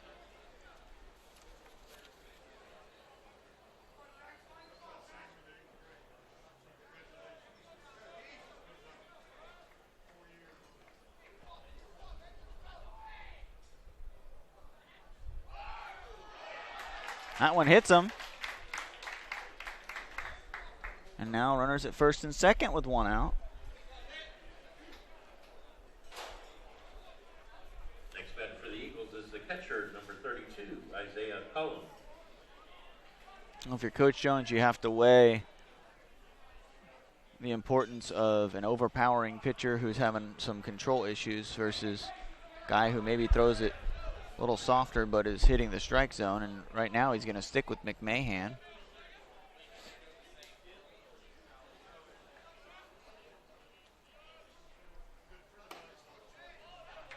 Inside to Cullum, the catcher. Cullum 0 for 2, ground out and a strikeout. A walk and a hit by pitch have the runners on base right now. Wind blowing straight in from center. Storm clouds gathering a little bit. Supposed to rain on and off for the rest of the week. So you may not have that center field camera out there. It's not very well protected. So we can't have it out there in the rains. We may be down to 1 camera at some point, so we will let you know. You may see Tyler sprinting out there behind the fence to go grab it. That one hit well out to center field. The center fielder, though, Rhodes, underneath it. Gomez back to the bag. He won't tag, and 2 outs.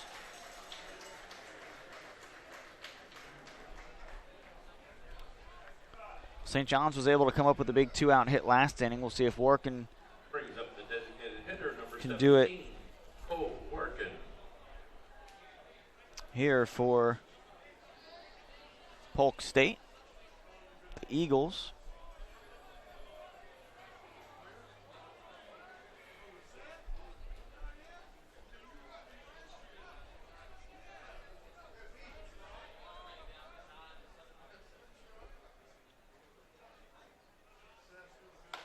Mahan up high.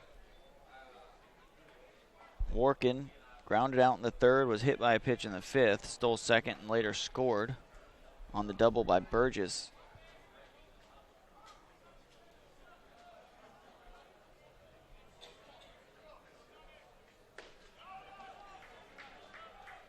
St. John's pitchers have hit 3 batters today.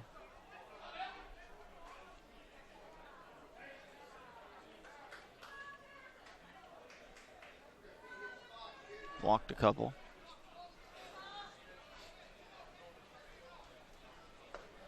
Down low, 3-0.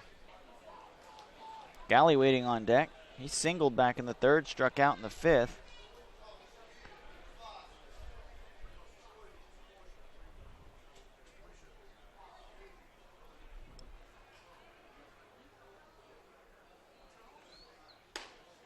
That one on the inside corner for a strike.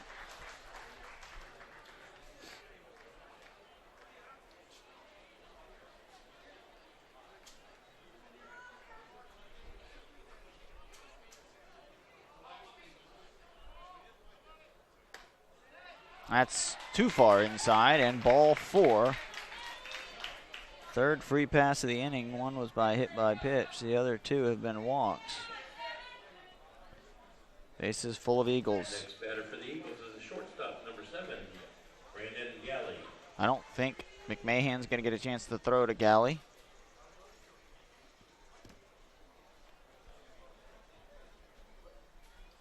Looks like we will have a pitching change.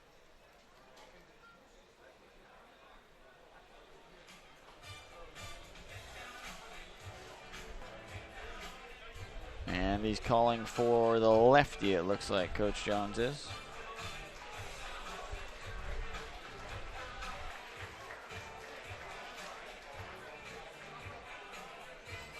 Trying to get a number.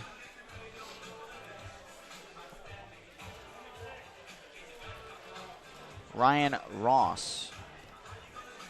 26. Ryan Ross is the new pitcher. Ross, a 3.16 ERA. 20 appearances out of the bullpen, 23 strikeouts in 25 innings, just 9 walks. So you want to put a guy in with some control right now. A walk is the lead for Polk State. We'll let Ryan Ross warm up. We'll be back.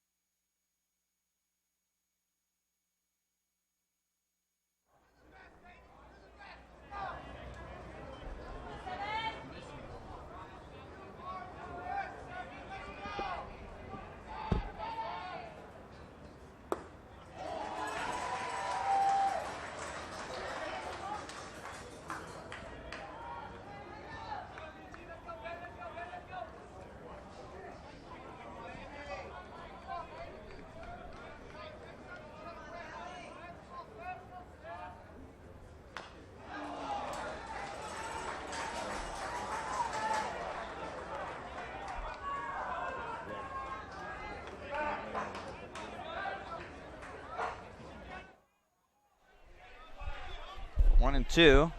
Sorry about that. Just got back. Thought he was going to warm up a little longer. 1-2, 2 outs. Bases loaded. Strike 3. Nasty breaking pitch. And he is pumped up. Ryan Ross gets the out. And St. John's avoids giving up the lead to Polk State. St. John's will have a chance to take the lead in the 7th. We'll be back right after this.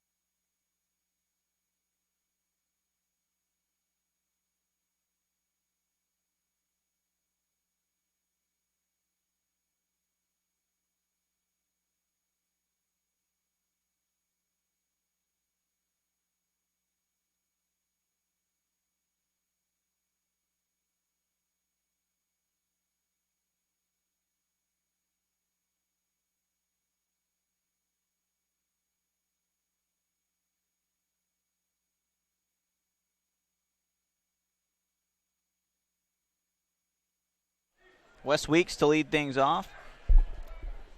Live at Hinley Field in the 7th. 2-2, great ball game. Zach Spivey still out there on the hill. Conference Pitcher of the Year gets a pop-up from Weeks. Second baseman calling for it.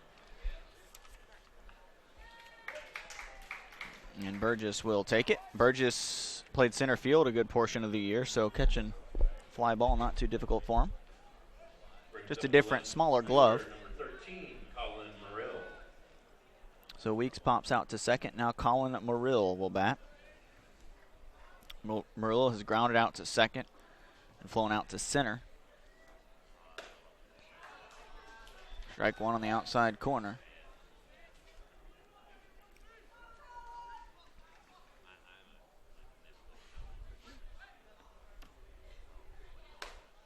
That one a little too far outside. Tried to bring a breaking ball back across, but that was off the plate.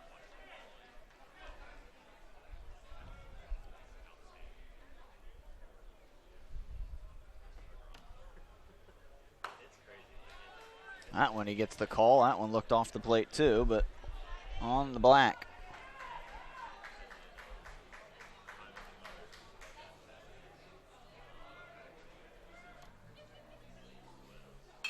Breaking ball popped up. Left fielder's going to have to come in for it. Makes the catch for out number 2. Matthew Rhodes will bat. He's 1 for 2. Single in the 3rd. Caught stealing later that inning, and then a strikeout in the 6th. Next batter for the Vikings is the center fielder, number 10, Matthew Rhodes.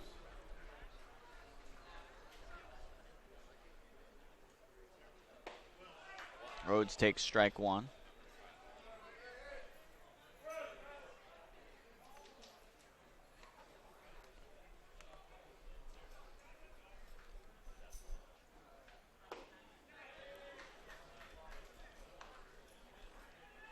Well, St. John's scored their other 2 runs with 2 outs, so never too late to get a rally going, especially late in the game. Rhodes, fair ball. That was off the line. Fair ball for Matthew Rhodes. He's going to chug in for third. Safe at third base with the triple. That was a good throw. Good throw from Cody Burgess. He made what should have not been a close play. Now, like I said, never too late to start a rally. And 2 hits now for Rhodes, and I'll bring up the number 9 hitter, the catcher, Jimbo Reemsnyder, I believe.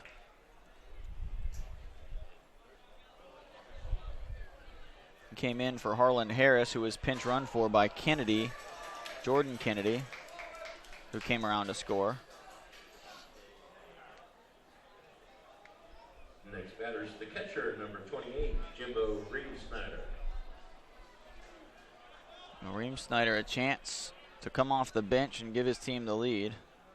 Ream-Snyder, 333, just 36 at bats in the regular season. Breaking pitch for a strike.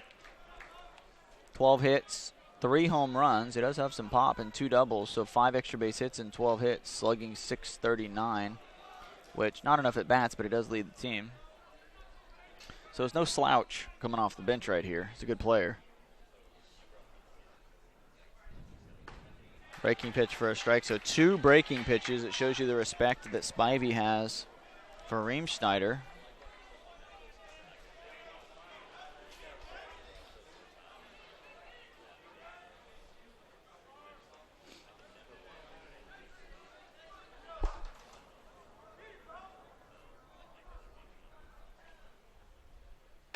Third pitch up high. We'll see if after that pitch, and he's raised him up a little bit, if he comes back with a breaking ball. Don't want to bury one too much and have it get by your catcher.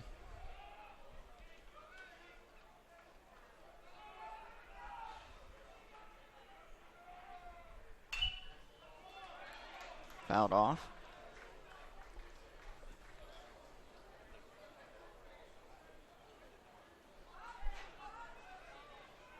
Went all the way over that netting into the road. That happened once or twice yesterday. Not often. The netting is very high and angled too, up behind home plate.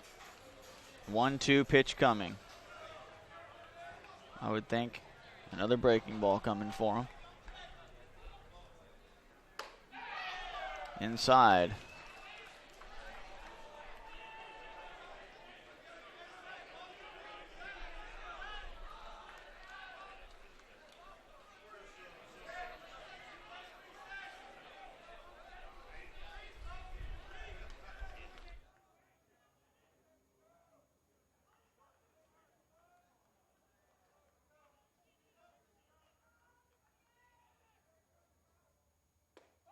Strike 3, inside corner. Ream-Snyder goes down swinging. We'll be back. Bottom of the 7th. St. John's strands a runner at third. Due up. Frey, Burgess, and Strzelecki. We'll be back right after this.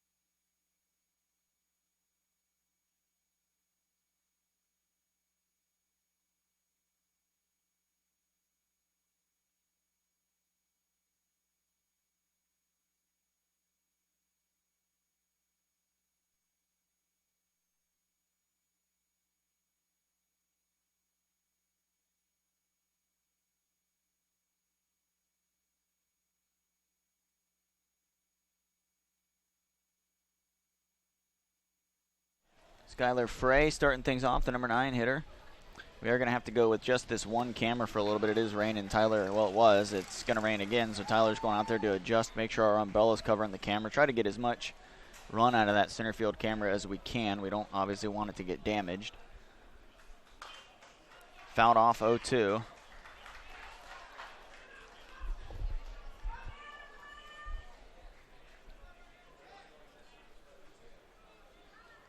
Scores 2-2, bottom of the 7th. Frey batting, not pitched low.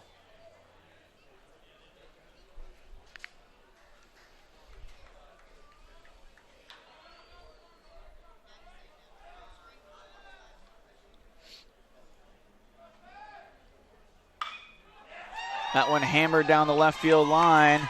That gets down. Frey digging for 2. The throw's going to come in. Head first slide. He's safe. It was cut off. A double to start the inning by Tyler Frey.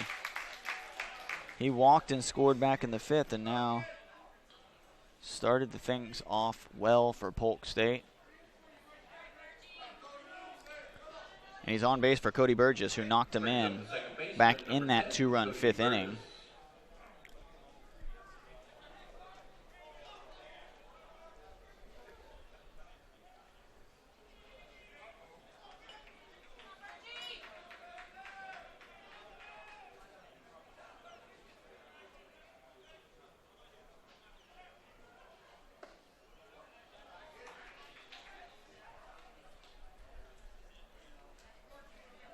Ball 1 to Burgess. Burgess will look for something he can take to right field, as he did last time.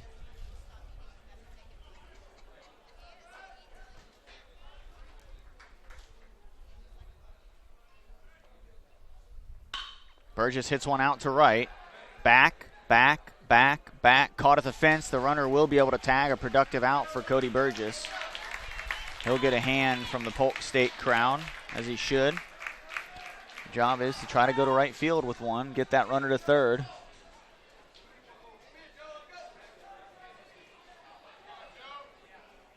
Next batter for your Eagles is the right fielder, number 18. I believe I just saw St. John's River State College President Joe Pickens.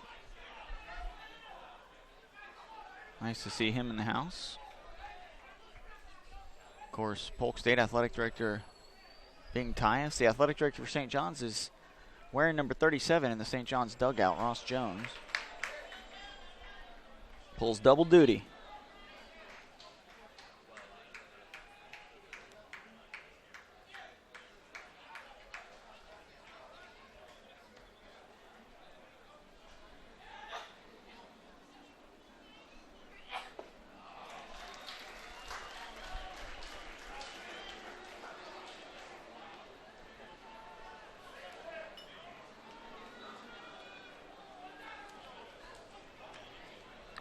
One out, runner at third base.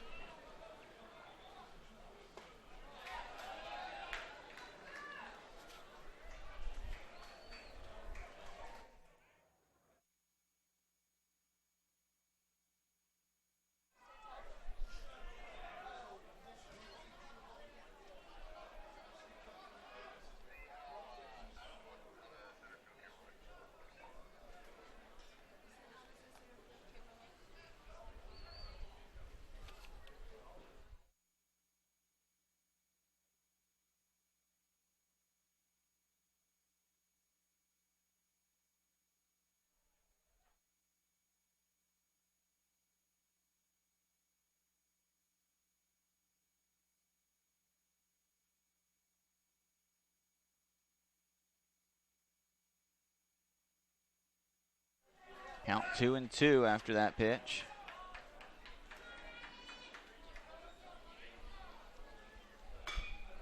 That one tapped to the pitcher. The runner's going to have to hold. He'll throw to first, and a big out of Strzelecki.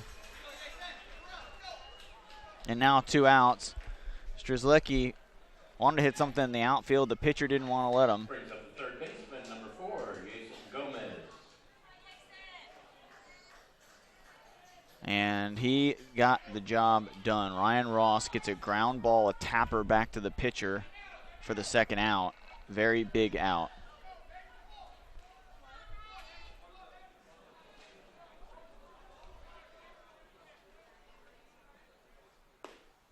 First pitch outside.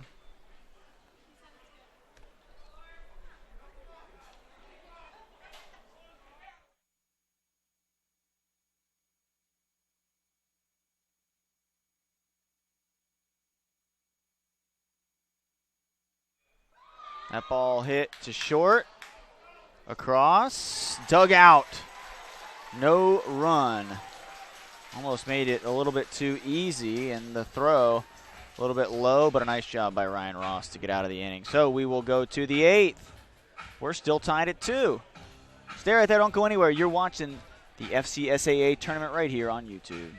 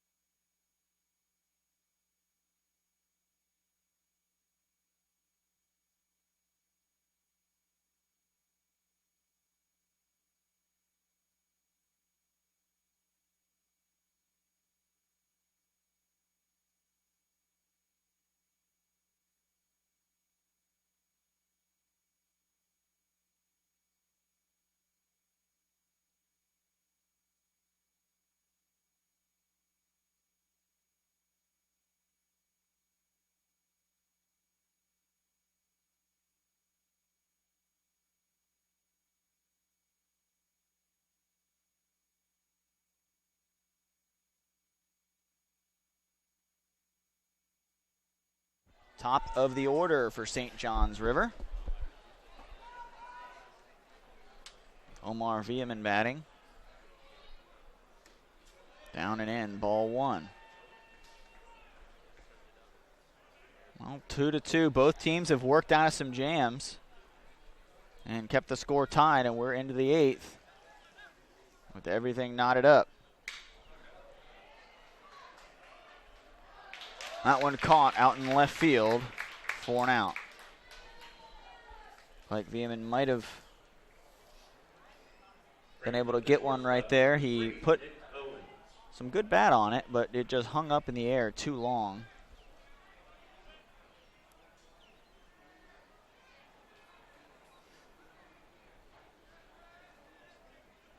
And now that'll bring Nick Owens to the plate. I'm pulling double duty here for Tyler, so I apologize about the count and stuff if it's off for a second. He is on his way back. He's making sure everything's tightened up out there.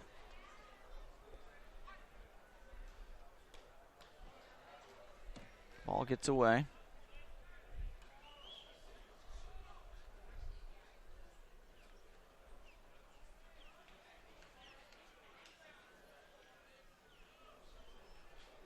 Count 1-1. One out to Nick Owens. Owens chops it to third. Third baseman has to go back on it. Makes a strong throw. They're going to say he's off the bag, but I don't think there was any way he was off the bag. We had a collision between Owens. They're going to say he was safe. We'll see if the... It never looked like he came off the bag at all. We'll see if the home plate umpire steps in to also make a call. Really, the main thing is right now we hope Nick Owens is okay.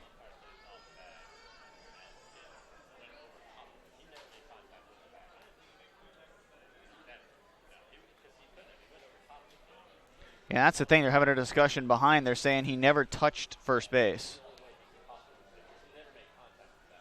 Unless...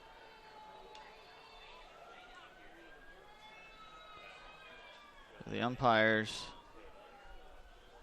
discussing things. Owens is up. That's good. That's first and foremost. The out secondary at this point. Coach Al Corbeil, I believe, is right on this one. I think he was definitely out, but see if the umpires get together, talk it out, and come up with the call or not. The home plate umpire was looking at it, so we'll see if he steps in or if he just leaves it alone. Sometimes they just leave it alone.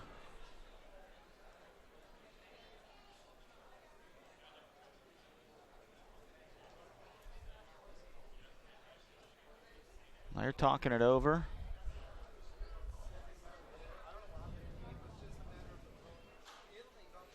See if they give him, as of right now, there's a runner at first, according to the call.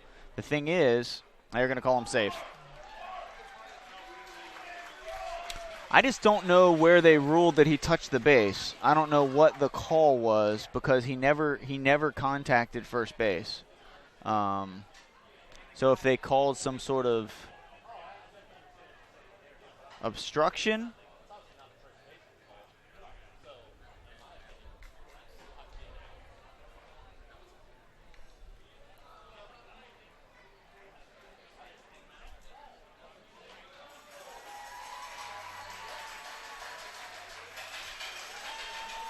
so if he's saying the throw pulled him off the base, is it an error then? So it's a E6.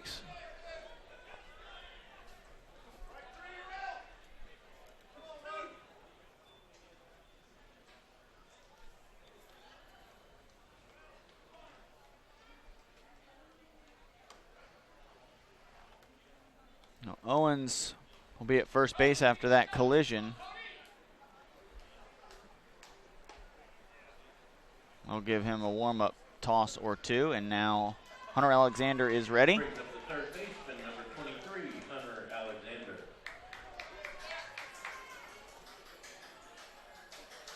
Well, that was just a confusing play to watch because there was a big collision. I don't think he got anywhere near touching the bag, and that was, if I was Coach Corbeil, that would have been my main gripe with the whole situation was that he never touched first base.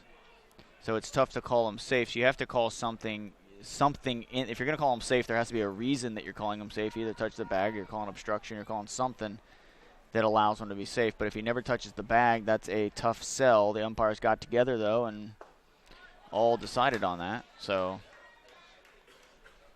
would love to know the reasoning. We don't have anyone down there to let us know, but he is safe. And a runner at first now is Nick Owens. He's okay, which is good. I think he had everybody worried, especially his teammates and coach, the way he was laying on the ground. Alexander, foul.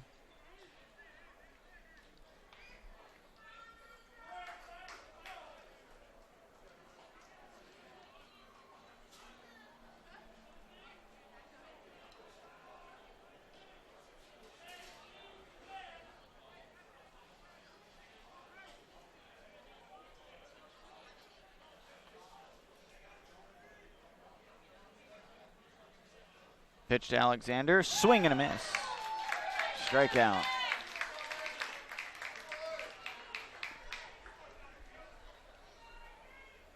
Alexander goes down swinging for the second out, and now Alec Dowell will bat. Dowell singled in 2 runs back in that 6th inning. With 2 outs, they strung together a couple 2-out hits. Got the wheels turning on their offense, and Dowell was the one that completed the comeback. Breaking pitch strike. Spivey's still out there. Pitching into the 8th. Saw a lot of guys go deep yesterday in the game. Trent Johnson went 8 for Santa Fe, 9 for David LeBron, College of Central Florida. He went around for strike 2.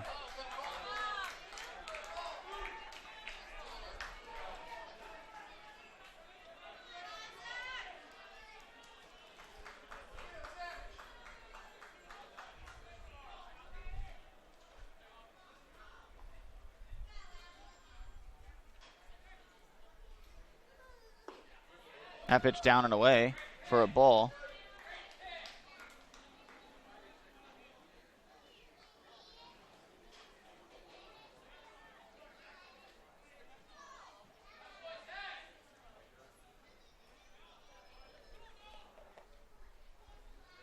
1-2 pitch, 2 outs, runner at first.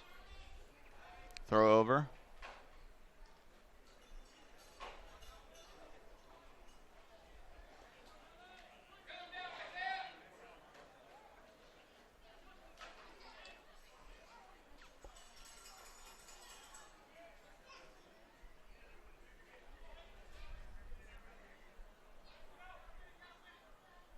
One-two pitch, swing and a miss from Dowell, strikeout. And that'll end the threat. We're going to the bottom of the 8th, 2-2. Polk State will look to try to take the lead. Zach Spivey finished that inning with 2 strikeouts to get out of a mini jam with a runner on first. St. John's strands a runner. We're going to the bottom half of the 8th, due up. The cleanup hitter, Bierman, followed by Dewart and Cullum. So 4, 5, 6 in the Polk State order. We'll be back.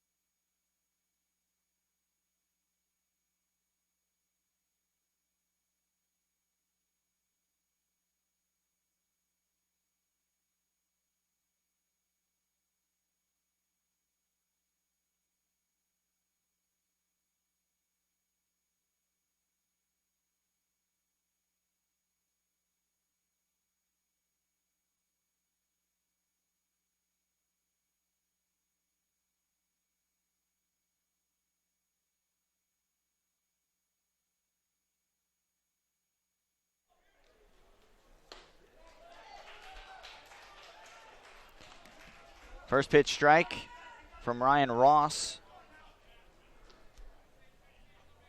to start the bottom of the 8th. 2-2, first game of the day, 5th game of the tournament outside to Zach Bierman. Bierman with home run potential. Hit one out to that 385 sign in his first at bat.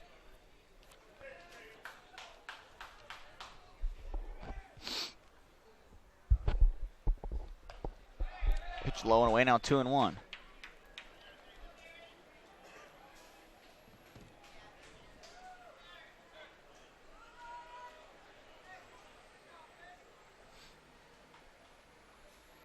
Bierman pops it up. It will stay in play for Hunter Alexander. It should at least, and yes, it does. Alexander makes the catch in foul territory. And a big out for Ryan Ross.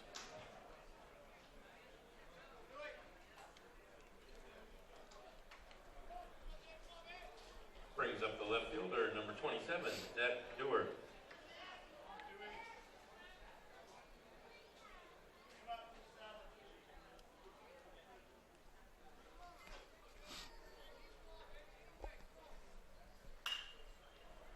First pitch, foul. St. John's River's second game of the tournament. Chipola College yet to play one. They'll play St. Pete College today. Next game will start about 30 to 40 minutes after this one. Swing and a miss from Dewart.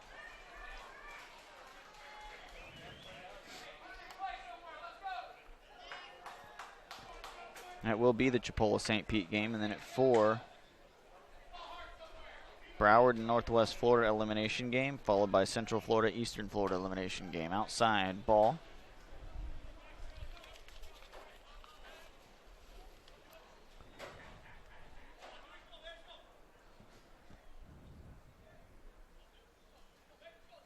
One and two, one out to Dewart.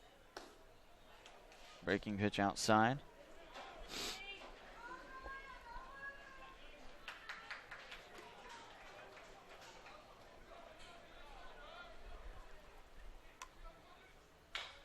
Dewart to third, foul ball.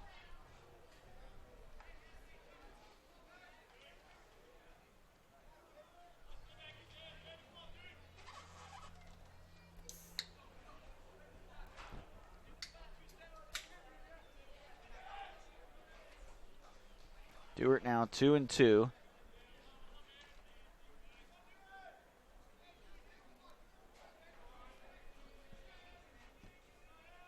Bottom of the 8th.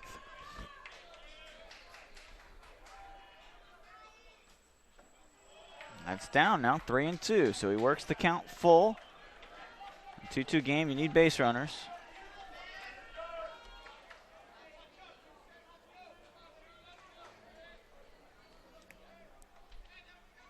3-2 breaking ball down the line. Foul, just foul. Man, that was close. Close to extra bases. It's got to be tough for the umpire to dodge out of the way and try to see where it lands.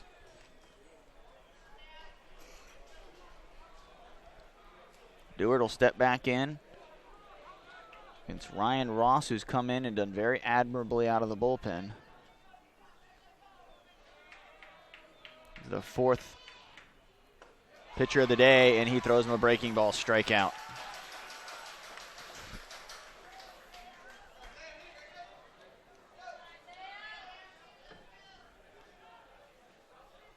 Fourth pitcher for St. John's. Daniel Williams started.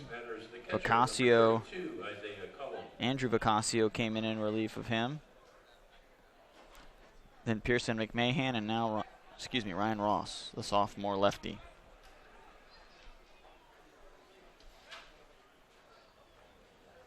Cullum, the catcher, calls time, steps back in.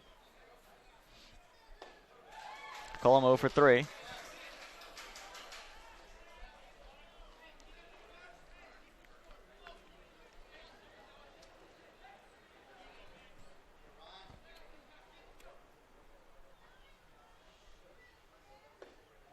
Outside ball.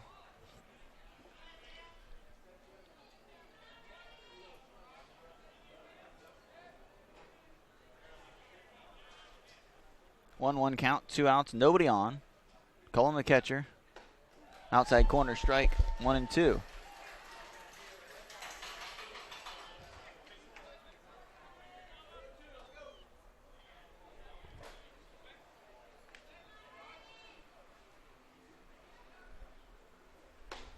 That pitch is out. That was a strike last night in a couple games.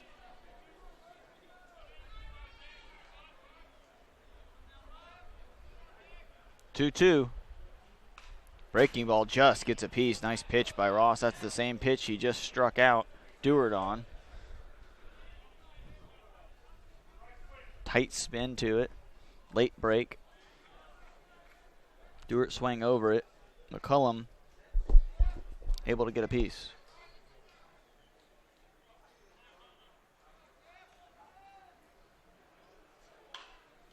It's another piece of that one to hang around. Good at bat. Well, that rain came quickly and then was gone after about 10 minutes or so.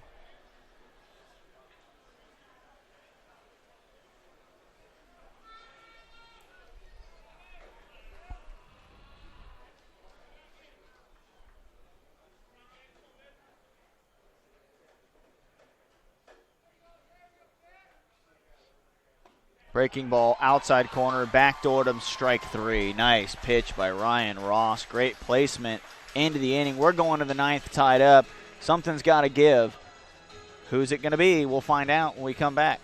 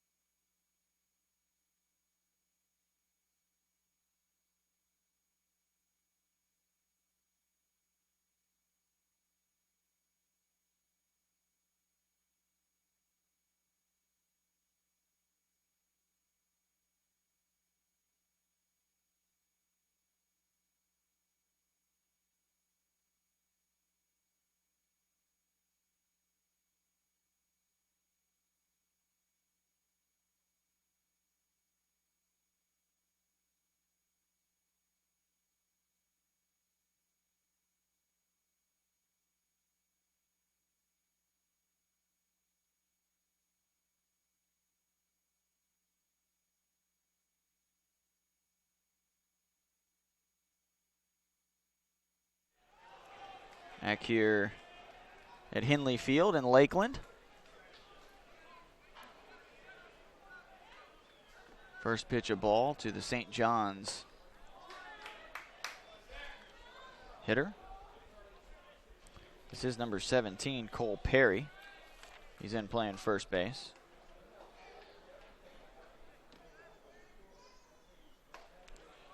Swing and a miss. 1-2. Perry came in for Kozlowski.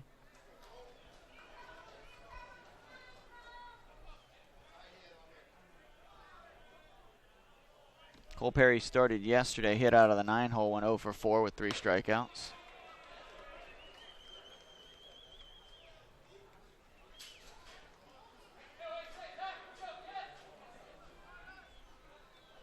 Well, we've got 3 more games today and then 4 more games tomorrow. Hopefully the rain holds off. We'll see. It's already come down a little bit here. The sky seems to be clearing up, though. It's supposed to rain later on, and it's 90% tomorrow, 80% the next day or something to that effect. So we'll see. It's Florida, so it could clear up. It could push back. It could push forward. Who knows? We will play it by ear, and we'll let you know. Perry with a base hit to right field on a 2-2 pitch. Perry's first hit of the tournament. It's a good time to get it. The 9th inning of a tie game. Brings up the right fielder, number 2, Wes Weeks. Wes Weeks will now bat.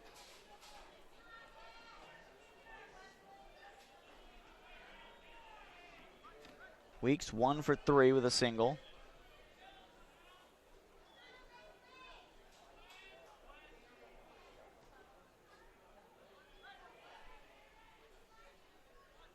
Expecting the bunt, they get it. Catcher makes the play. The first baseman was charging hard. Wes Weeks pops it up in foul territory, and the catcher makes the play for the first out. The runner will have to hold it first, and now Matthew Rhodes. Brings up the left fielder, number 13, Colin Morrill. Appreciate you tuning in. Make sure you subscribe to the channel. Get updates on time and any sort of other changes. If weather were to affect some of the game times, or if we had an extra inning game or something, we will post time updates, and you will get that reminder if you set it up that way. You have to subscribe first, and then hit reminder next to whatever games that you for your team. Fouled off towards the street, towards the parking lot, I guess I should say, the lacrosse field.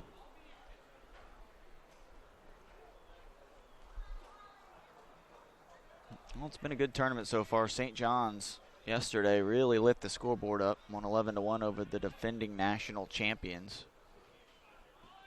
And it's so fun to watch because you get to see these players really just leave it all on the field. They know there's some of them, it could be their last time playing college baseball in this tournament. Others, maybe their career's just beginning, but you get into this tournament type atmosphere. It's the same thing at the NCAA level.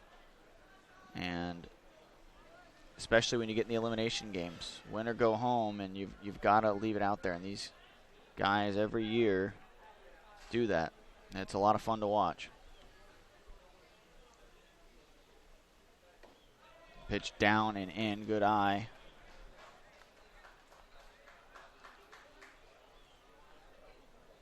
By Colin Morrill. So the left fielder now batting with a runner at first and a 2-1 count.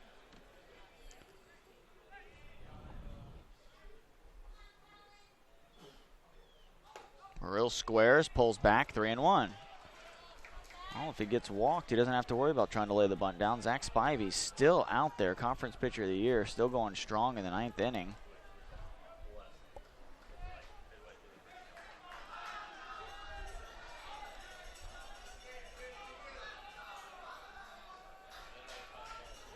(3-1).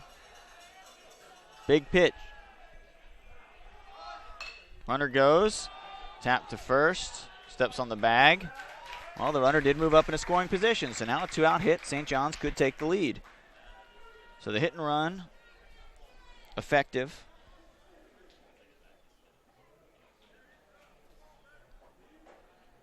Probably wasn't going to be a double play there anyways. That ball was hit so high. Wasn't time after the first baseman, Bierman, got it to make a play now. Matthew Rhodes will bat. Colin Marill tapped out. A little high one hopper to first base. Before that, Weeks popped a bunt out after the leadoff single by Cole Perry. Perry now stands at second.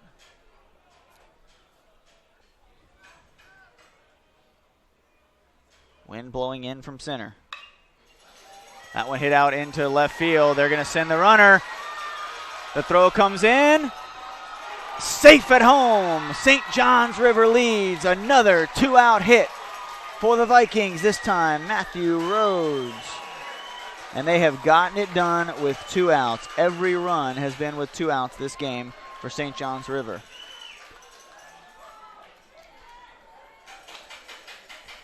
Third hit of the day for Rhodes. He has a triple, a single, and another single here in the ninth. Well, if this score were to hold up, and there's still some game to be played, St. John's would move on to play Gulf Coast tomorrow. Pitcher, number 28, Jimbo Reed-Snyder.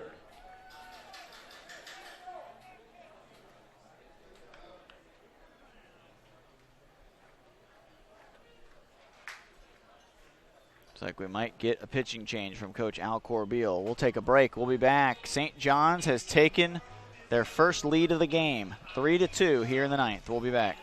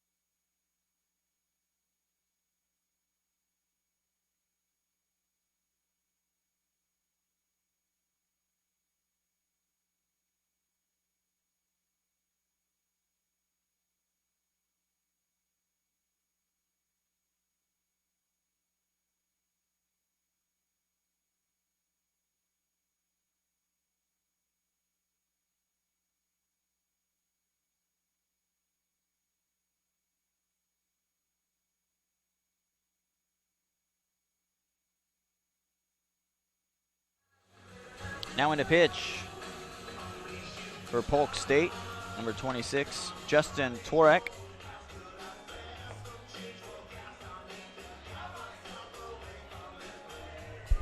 Tworek, Fireman of the Year in the Suncoast Conference. New pitcher for Polk State is number 26, Justin Tworek. Tworek will have to face Reemschneider, the catcher. With the runner at first and 2 outs, St. John's River took the lead on an RBI single by Matthew Rhodes. Rhodes has had quite a day, 3 for 4. Played some good defense out in center. Took away a double way in the gap from Biersman early in the game.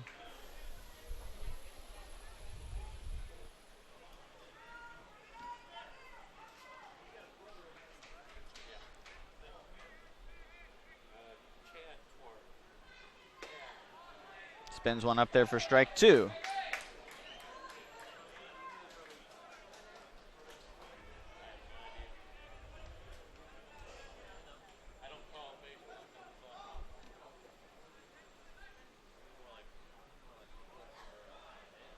0-2 pitch from Twarek, 2 outs, runner at first. Holds up the swing.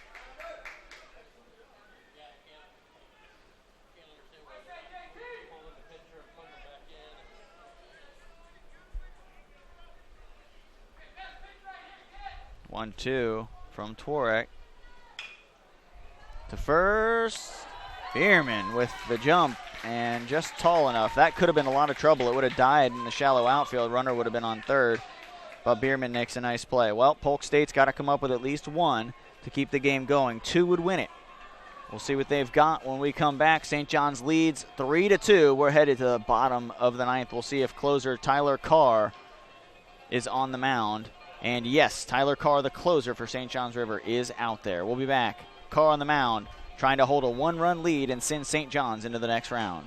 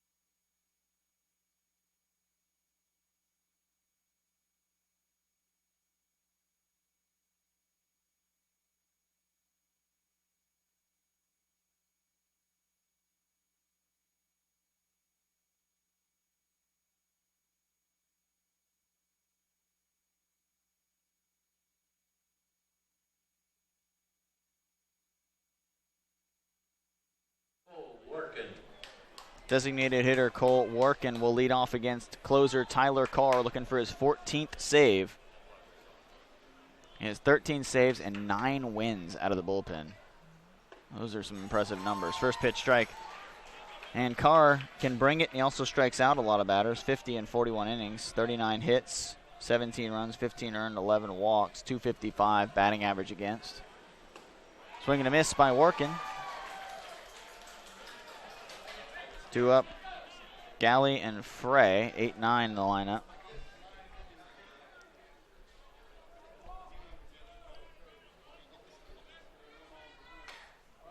Tapped foul behind the plate.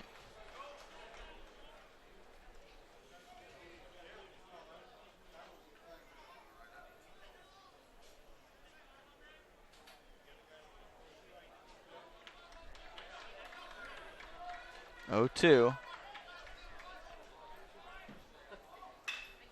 Workin takes that outside pitch foul into the bullpen, St. John's bullpen.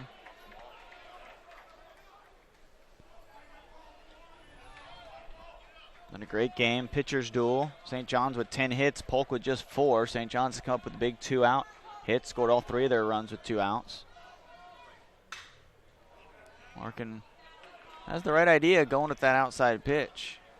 The right fielder is shaded over towards the line. They're playing a little bit deeper, trying to not allow a double.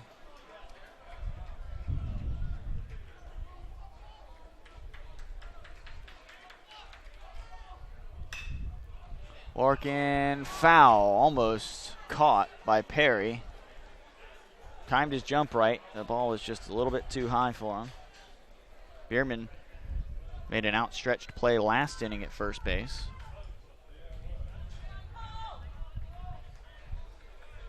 Workin not letting Carr in. See if Carr can close the deal out right here. If Working can get on base, he represents right now the tying run. That one over top, down the line. He's going to dig for two. The throw way off the line and a leadoff double for Polk State College. Workin fouls off three and then delivers a double down the line. We've got ourselves a ball game. Number 8 hitter Galley now batting. Brings up the shortstop, number 7, Brandon Galley.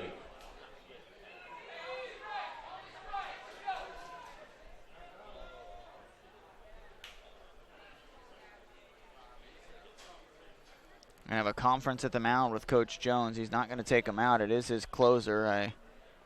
Trying to see if they have somebody warming up. They have somebody stretching their arm out there in the bullpen, just kind of doing their rotation stretches. Not really anything, no throwing going on. So right now this game is in the hands of Tyler Carr. We'll take a quick break and we'll be back.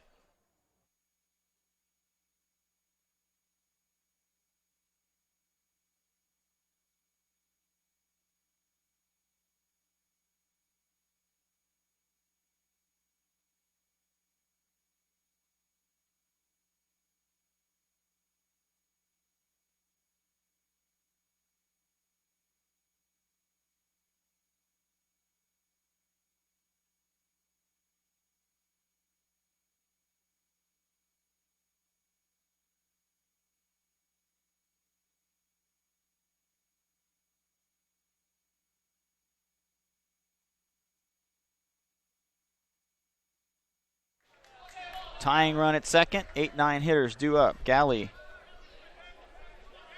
at bat for Polk State. Squares to bunt, takes low and away, ball one.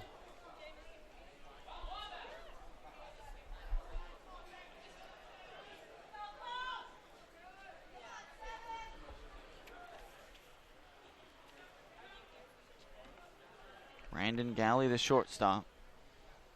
Squares again, outside corner, strike. The 1-1 from Tyler Carr.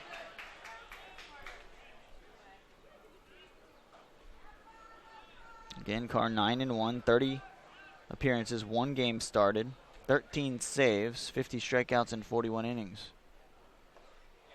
That one gets away. He offered at it, but it got away, and now the tying run is at third.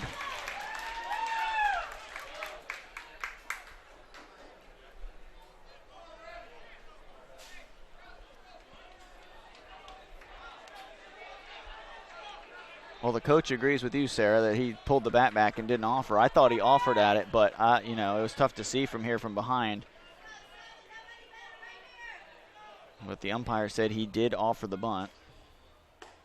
Swing and a miss. Strike 3.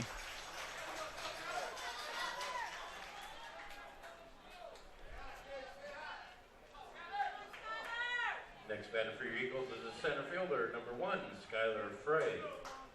Skylar Frey, the number 9 hitter, now batting.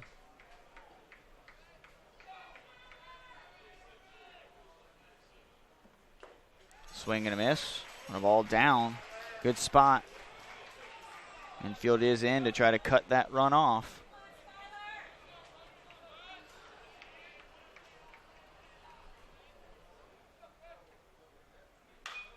Tapped foul towards third. Now 0-2.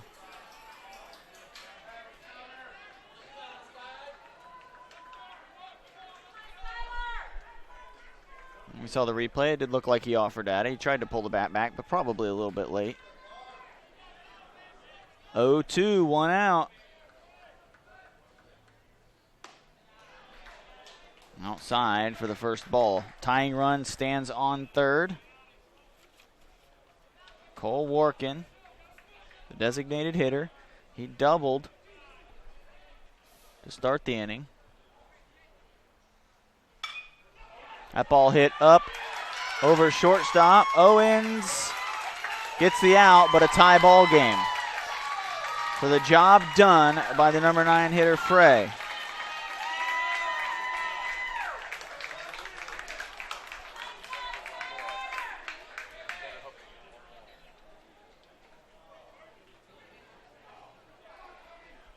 RBI ties the game up at 3. Cody Burgess. And now Cody Burgess steps in with nobody on and 2 outs. 3-3 game. Blown save for Carr.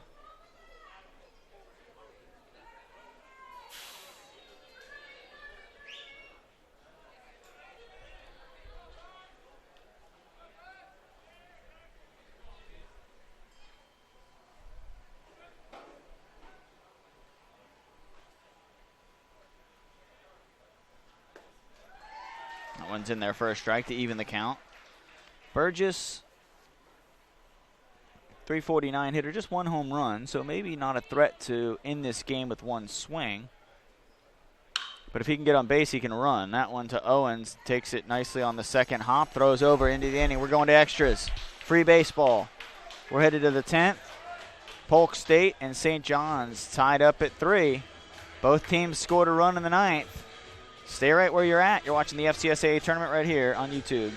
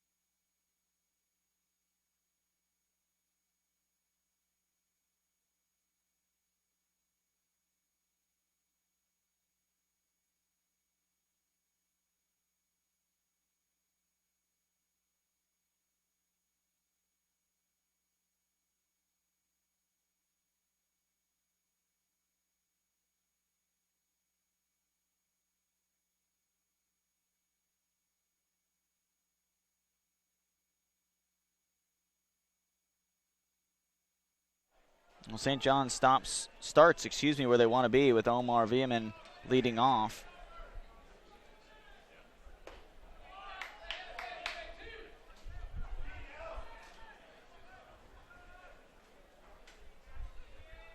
He takes a first pitch strike. To second. Burgess for the out. And Vieman is 0 for 5. For a guy who hits over 400, that is hard to do, but the pitching Brings up the shortstop of Spivey and Torek has kept him in check.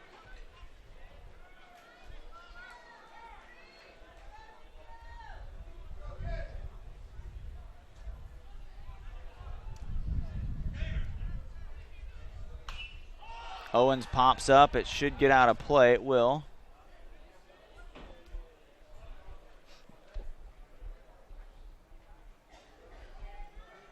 Owens will be followed by Hunter Alexander. Alexander with a lot of power.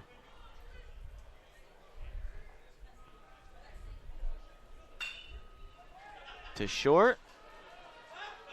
Across the diamond for the out. So 2 up, 2 down, and Hunter Alexander will come to bat with nobody on. Alexander 1 for 3, a couple strikeouts, a fly out, and a single. Brings up the third baseman, number 23, Hunter Alexander. His hit came at a big time, though, in the 6th, when St. John's trailed by 2, and there was 2 outs, and he came up with a big 2-out hit. They actually had 3 in a row and tied the game up.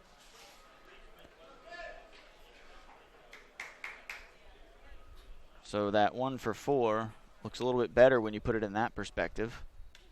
Inside, nearly hit his knee, somehow didn't. 1-1. 2 outs. Tie score, top of the 10th.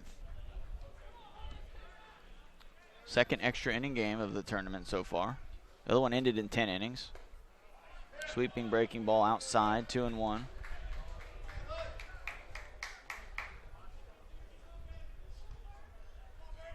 I'm Scott Jameson, Tyler Allen on the controls, Sarah Shira on the camera. We'll be with you all day. Swing and a miss, Hunter Alexander. Got a piece of it, but caught by the catcher.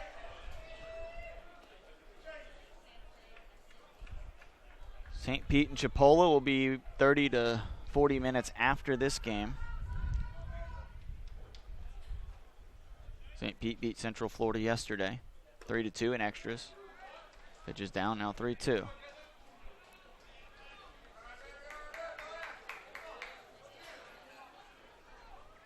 St. Pete and Chipola are both here in the house, ready.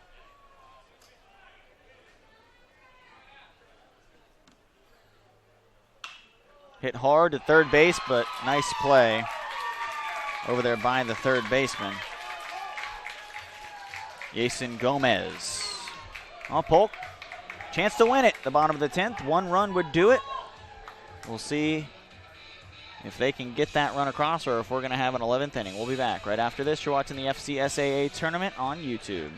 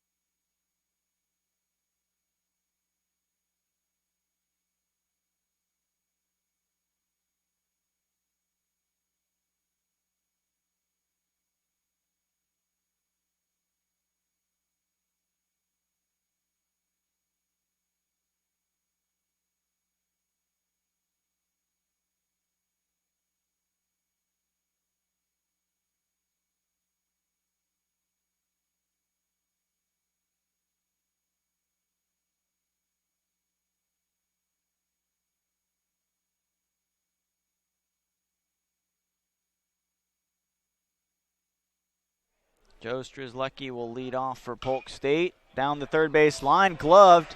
Hunter Alexander across the diamond, the throw off the mark. Strzelecki is going to go into second.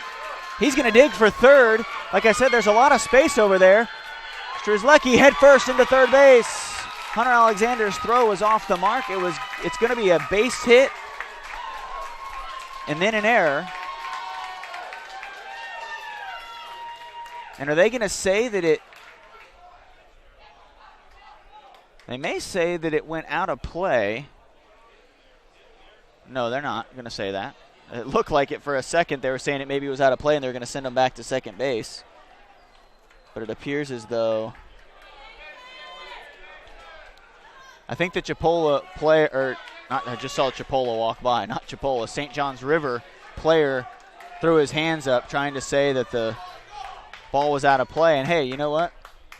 Give it a whirl. See if the umpire buys it. You know, Sarah's laughing at me, but I don't think, to me, that's you're not trying to cheat. You're just, maybe it did get stuck for half a second, and he threw his hands up, and then it jarred loose or something. No, I think it's, you know, I think it's some gamesmanship. Swing and a miss by Gomez. Well, catcher, Reamsberger has to keep everything in front of him. He cannot let one get away. There is a lot of space behind the catcher, just like there is down the foul territory lines. Ball tapped. And it's going to go foul. Well, the runner did not break for home. Coach Corbeil out talking to his third base coach, wants to make sure they're on the same page. This is a very big situation. The winning run in Strzelecki is at third base. Home plate umpire says, please get back in the dugout.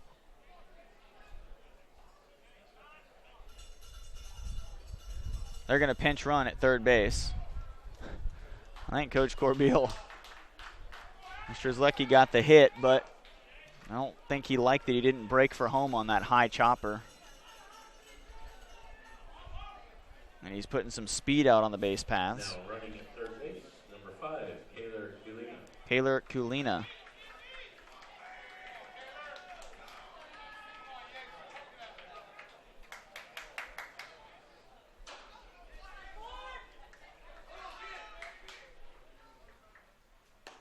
Outside, off the plate. Good spot from Carr. The entire infield is in. The outfielders as well. They're hoping for a fly ball. They can throw them out. That one gets away. The runner breaks for home. Ball game is over. Polk State wins. Polk State wins 4-3 over St. John's River. St. John's is not out of the tournament. Polk State will move on, but St. John's is not out. St. John's still to play. And they will play the winner of Broward and Northwest Florida on Tuesday, tomorrow at 10 a.m. So the first game of the day, St. John's will play either Broward or Northwest Florida. They'll know later tonight who they're playing. Well, Polk State now will play at 7 p.m. on Tuesday against Gulf Coast in a winner's bracket game, again 7 p.m., give or take an hour or so, on Tuesday. That's going to do it for us here for this game in about 35 minutes, 40 minutes or so, give or take. I know I've said that twice now, but that's the truth. We will be back with St. Pete and Chipola, so go back out, subscribe to the channel, and watch that one. Should be another good one. I'm Scott Jamieson for Tyler Allen and Sarah Shira, as well as Kelly Warren with the FCSAA, Bill Hamilton, Bing Tyus, Rick Hitt, and everybody else. Thank you for tuning in. We'll see you in about a half hour.